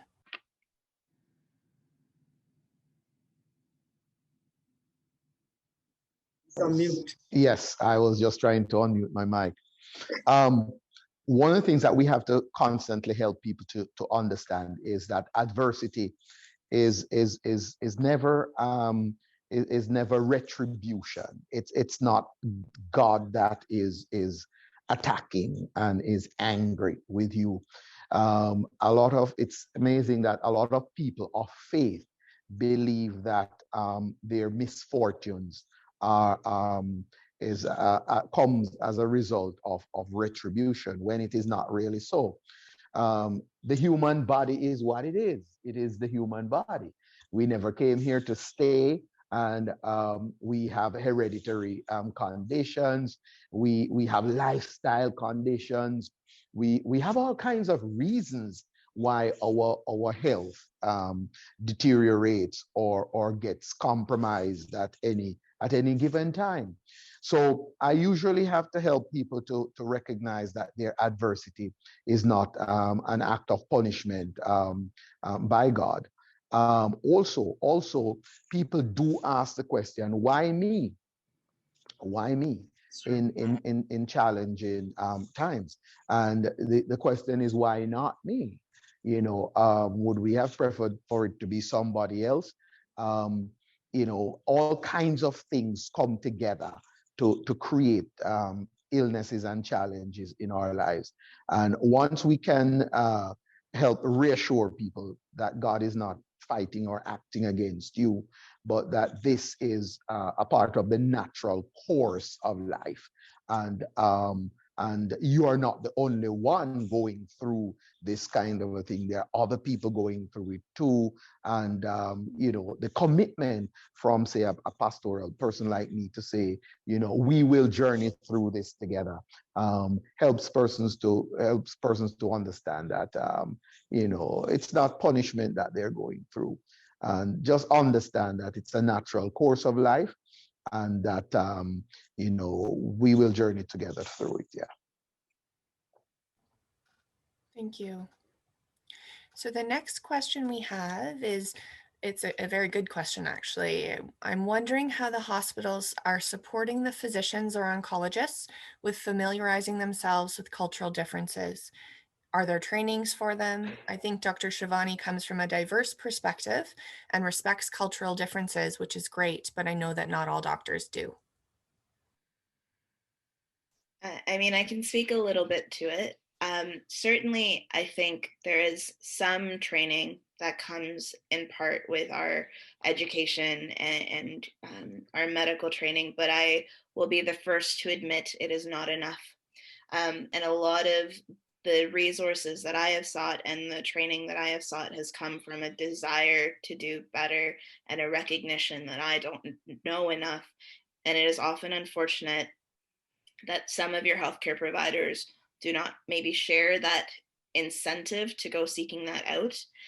So I think it's twofold. I think we have to lead by example when you're a healthcare provider who cares about these things, and challenge colleagues and your environment to raise those, I guess, limitations that might exist within your department, and to encourage there to be change, to embrace that cultural competency, that diversity training, bias assessments.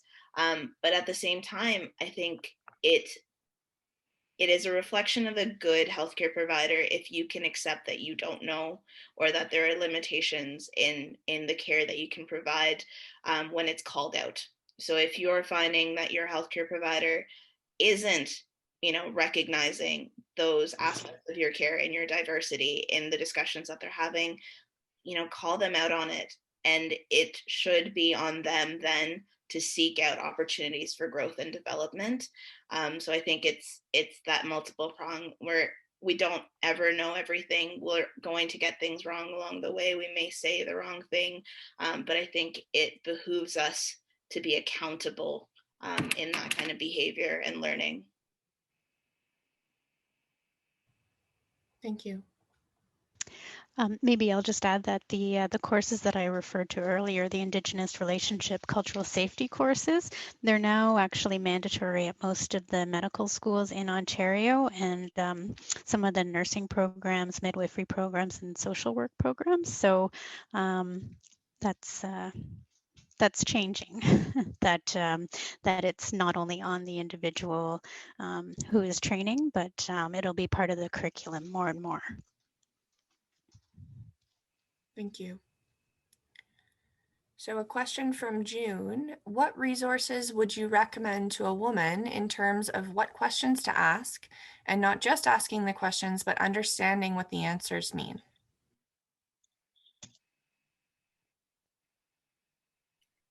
So I think there's a lot. So the internet is a dangerous place. I'll start with that. It has a lot of amazing things and it has a lot of terrifying things on there. And parsing through that noise is hard.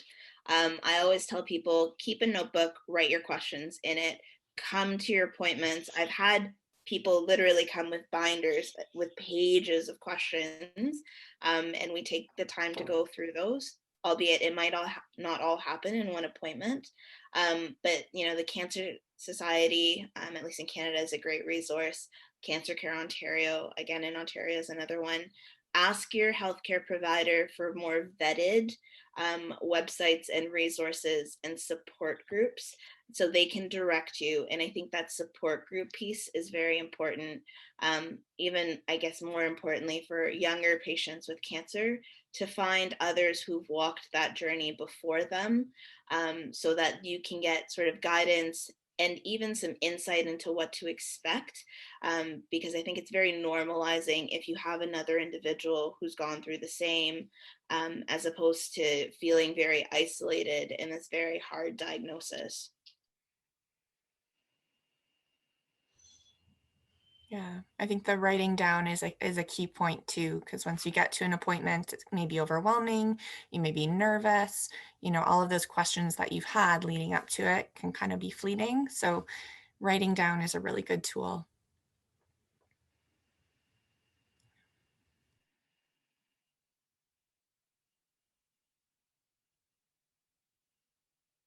You're on mute.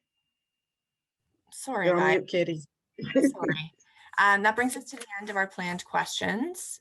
Does anybody have anything else that they want to ask at this point? A comment from Kim. Thank you for this awesome, informative Zoom meeting. Thanks, Kim. And I personally can relate I think we missed one, Katie. Did we miss one? I think, how do you encourage women to understand that a cancer diagnosis is nothing to be ashamed of? Oh, sorry. I'm missing that one on my screen here. Let me. Sorry. Oh, you know what? It's a private message. It says, how do you encourage women to understand that a cancer diagnosis is nothing to be ashamed about? The silence is deadly. How do you encourage them to speak up and speak out and seek help? I think we pretty well touched that before, though. I think Bishop Vernon touched on that earlier as well. I think he's gone. Yeah. Katie, I just wanted to jump in to answer part of June's question in terms of what questions to ask, because I know when I was a patient, it was, you know, you don't know what you don't know, and so you don't know what questions to ask. And so we actually worked with the hospital that Dr. Dad was at, Juravinski, with our in-hospital support packages, and we put together with the team at Juravinski a list of questions to ask. And so June, if you were interested in that, we can either email those to you, or I don't know, Melina, if we can even put them in the chat, or we'll get them to the group somehow. But we worked with like the social worker and a couple doctors there on just some general questions. So that might help steer some of your conversations. And I should add to that as well, June, we are also working on a little booklet which we are hoping to have out as well by our anniversary date, hopefully. But it's something that we've been talking about, Dr. Daniel and myself, and we haven't done it yet, but we're going to be working on that as well. I know, I was thinking the same thing. We've had all the questions prepared for about over a year, and then something always pops up, and last year it was COVID. So but we're all stuck at home. There's nothing to do. So we'll just get one of the students to work on it. Yeah. Sounds like some good resources for that particular issue in terms of questions. So there's another question here from Rana. How are we dealing with cancer patients now through the pandemic, where no one can attend with them due to the new COVID regulations? And so it's been I can speak to my experience, it's been very difficult on people.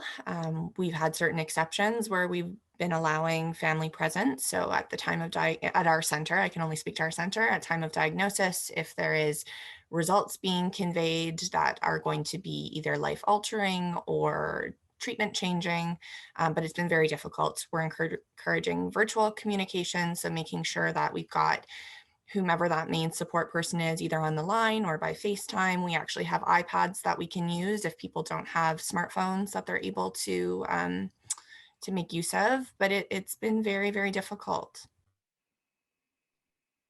I think I'll echo some of that for at least our center here in Hamilton. It's hard. It's so hard. And it is really unfortunate because you almost rely on that extra person to be with you as you come into the cancer center. But I think a lot of it has turned to virtual, is just having the other person on the line, and really encouraging it and prompting it, at least on our end, even at the start of the appointment, to be like, is there someone else that we can get on the line for you? Is there someone else we can call? Like, who else can we bring into this discussion? And at least for my patients, I always offer, and like, your job is to try to process this, but you won't have all the answers. Your job is just to bring in the questions. I will answer them for you, because it can be quite overwhelming to go home from an appointment and then face this barrage of questions that your loved ones have. And so I will say, either your loved one, with your permission, can reach out to me and I'm happy to talk to them, or just bring me the questions and I will help provide answers, because that's twice the expectation then that you're coming in with at the appointment. That can already be very overwhelming.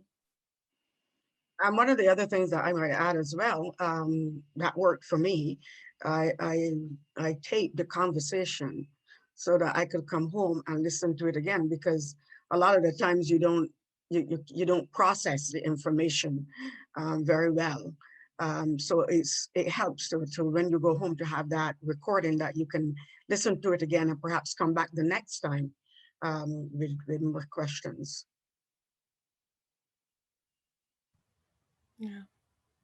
So another question here from June. Triple negative breast cancer is more diagnosed in Black women. Dr. Daniel is doing her awesome research, but it's time for more research from the mainstream. What's your opinion on that? When we hear about research into cancer, we don't usually hear about triple negative breast cancer.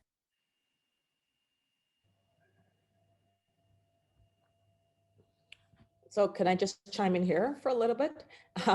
So I guess this is a good time to mention the Canadian Institutes of Health Research, which funds all of the biomedical research in Canada. So it's a federal funding agency.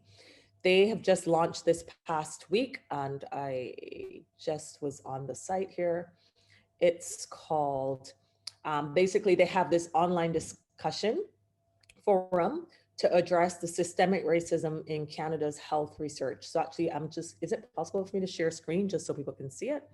I'll try to do that right now so that everyone can actually see. There we go. So they just launched it 2 days ago. And basically anyone can participate in this online discussion. It's not really an online discussion. They post questions and then people just pose their responses. And this online discussion, I don't know why they're calling it a discussion, is going to be up and available until April 5th or 6th. And then I think the idea then is to have actual Zoom discussions with researchers and healthcare providers to the various questions. So some of the questions, so I can flip now to, I'll show you what some of the questions are, if I can just get this all out the way here. So where did it go? I just had it. I just had the questions. Goodness, sorry. Here we go. So here are some of the questions. So it talks about research funding. So there's a question about research funding, and then you just add your reply about the application rates and the proportion of funding. Obviously, you don't have to answer every question. It talks about the peer review process, which is more applicable to researchers. So the one question that's got a response so far is about research funding. And this person, Crystal, has actually spoken about the fact that we should be exploring the disparities in racialized communities and specifically Black communities. So one person has replied so far to this. So this is a place where any Canadian, or anyone for that matter, because when you complete the survey, it asks whether you're in Canada or outside of Canada. So I would encourage everyone here I can share the link with Leela and Katie and others from Pink Pearl to distribute to everyone, because it's not just, this is a consultation across Canada to get feedback on what CHR could be doing better to support everyone in Canada to make sure that we have access to good healthcare. So June, that's a very long-winded way of saying CHR is basically doing a survey to get a sense of what people think, and then we'll work on addressing it. Thank you. So from Sandra, she asks, are there any groups on virtual you can join when you're discharged from the hospital? Sandra, do you mean like peer support groups? Is that what you're looking for in that question? Groups kind of like when you've been like through your cancer journey type of thing, like when you don't go to your appointments anymore and stuff like that, that you can discuss, like kind of like facing forward from your journey. Survivorship. Yeah. Yeah. Just curious So, on that. yeah, so in survivorship, I'm not aware of any general groups. I know at our center we used to have one. Some of the cancer support centers like Gilda's Club or Wellspring, I'm not sure where you're located, Sandra, but they are offering virtual programming and there are several groups that they offer. Wellspring does have programming around moving on after cancer. I'm not sure if it's a peer support group itself, though. Okay. And also at the Olive Branch of Hope, we also have a support group. Ours is once a month. We've had requests to do it at least twice a month, so we're looking at that right now. But we usually have one the first Tuesday of every month. And Layla, is your group targeted towards people in active treatment or at any stage? Like, is there a target population for your group? Our group is targeted at any stage. Now, when you come to our group, we give you the opportunity to share where you are in your journey, and we tend to work with that specifically for those that are new. We are working on an 8-week program right now that should be completed in the next couple of weeks. That will take someone that's just diagnosed, through that 8-week program and what they should do and how they should, get the help and the support that they need. I think a lot of the times when people come to us, they're like, okay, they told me from the hospital to come, and then they'll come and oh, it's so good to see somebody that looks like me. And I completely understand that. All of us, when we go to a group, when we are looking for help, we want to see people that look like us. And it sort of gives us the comfort that they understand what we are going through, and they'll understand your cultural differences, whatever your cultural differences may be.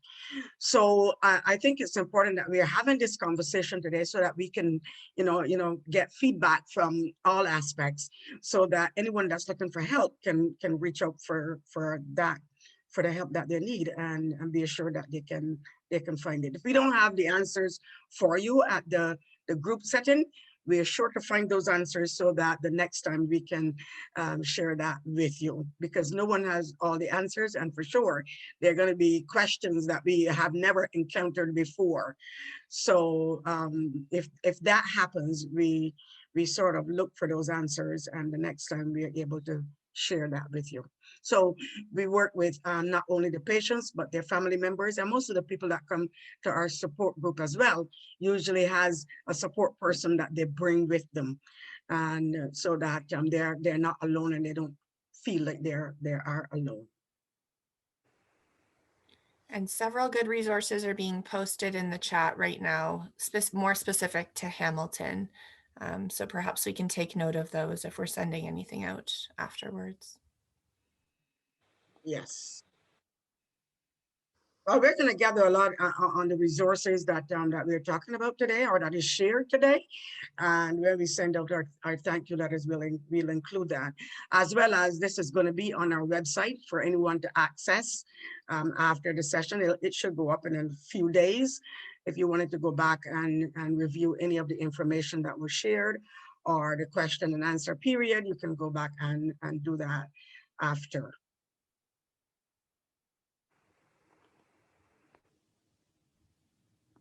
I also wanted to make mention, I know that some of you are on here and you don't live in Canada, and a lot of the information we are sharing is what's happening in Canada.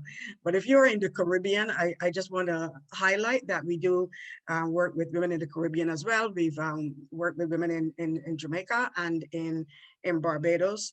So we are gathering information so that we can share with you as well. So you're here and we are talking as though it's all Canada, but you're not forgotten. You're on our radar, and we are making sure that you get some information that you need as well. Just let us know.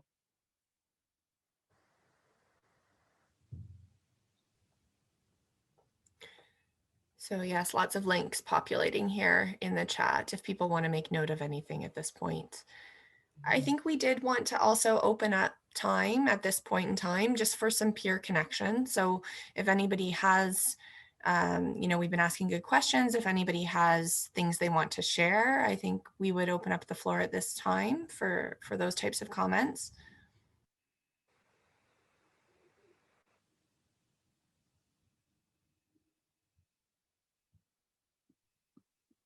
The one thing I was just going to add is with a lot of programming being virtual now, you can kind of join from anywhere. So I know a lot of this stuff, if you're a young woman diagnosed with cancer and any type of cancer with Pink Pearl, everything we do right now is virtual. So you can be anywhere.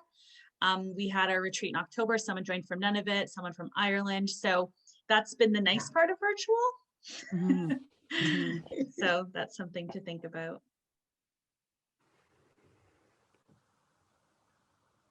Possibly the only silver lining to the pandemic, right? Yes, literally. Yeah. Hi, everyone. I coordinate the YWCA in Hamilton After Breast Cancer Program Encore.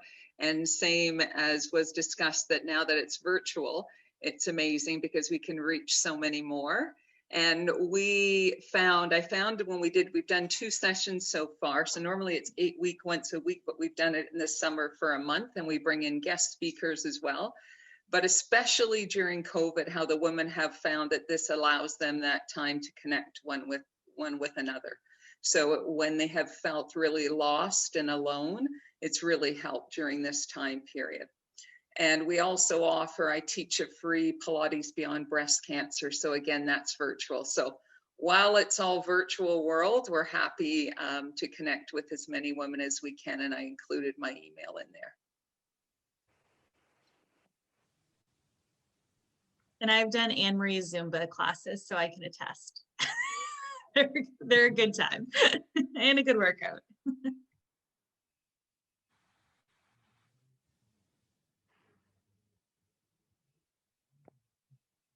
And for those of you that are from the Caribbean, we just completed at our last support group, and we had a guest speaker on talking about nutrition, and she specifically focused on the types of food that that we eat. Those of us that are from the Caribbean, and the nutritional benefits that are in them, and some of the foods that we neglected to eat but now have to go back to because of illness, and we find that there's a lot of nutrition in there that helps us on our journey.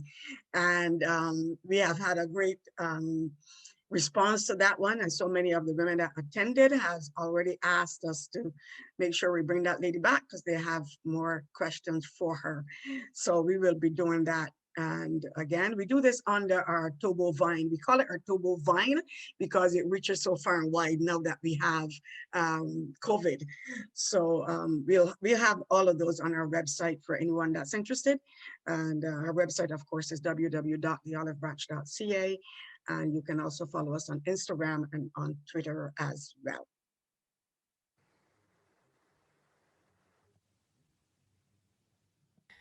Has there been anything shared today that sort of triggered anyone in any way to have different thoughts or concerns? Anything that you need to share or have an opportunity to process with the group?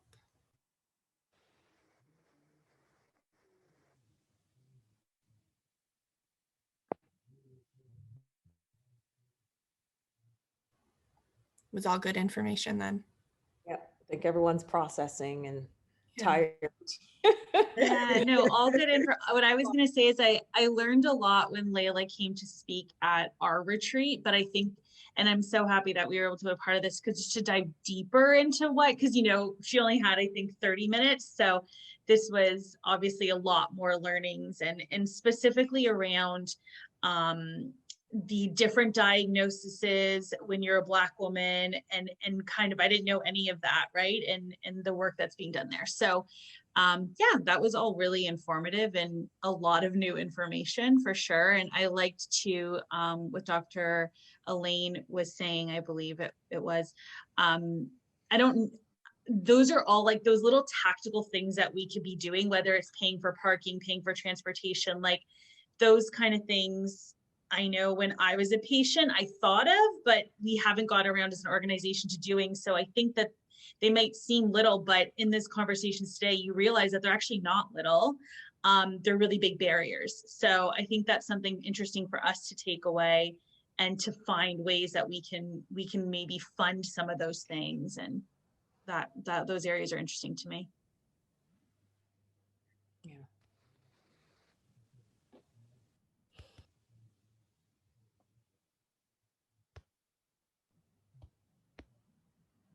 If there's no more questions, we don't need to, to stay on the line. I'm sure if you folks want to go get a nap or lunch or go exercise, yay.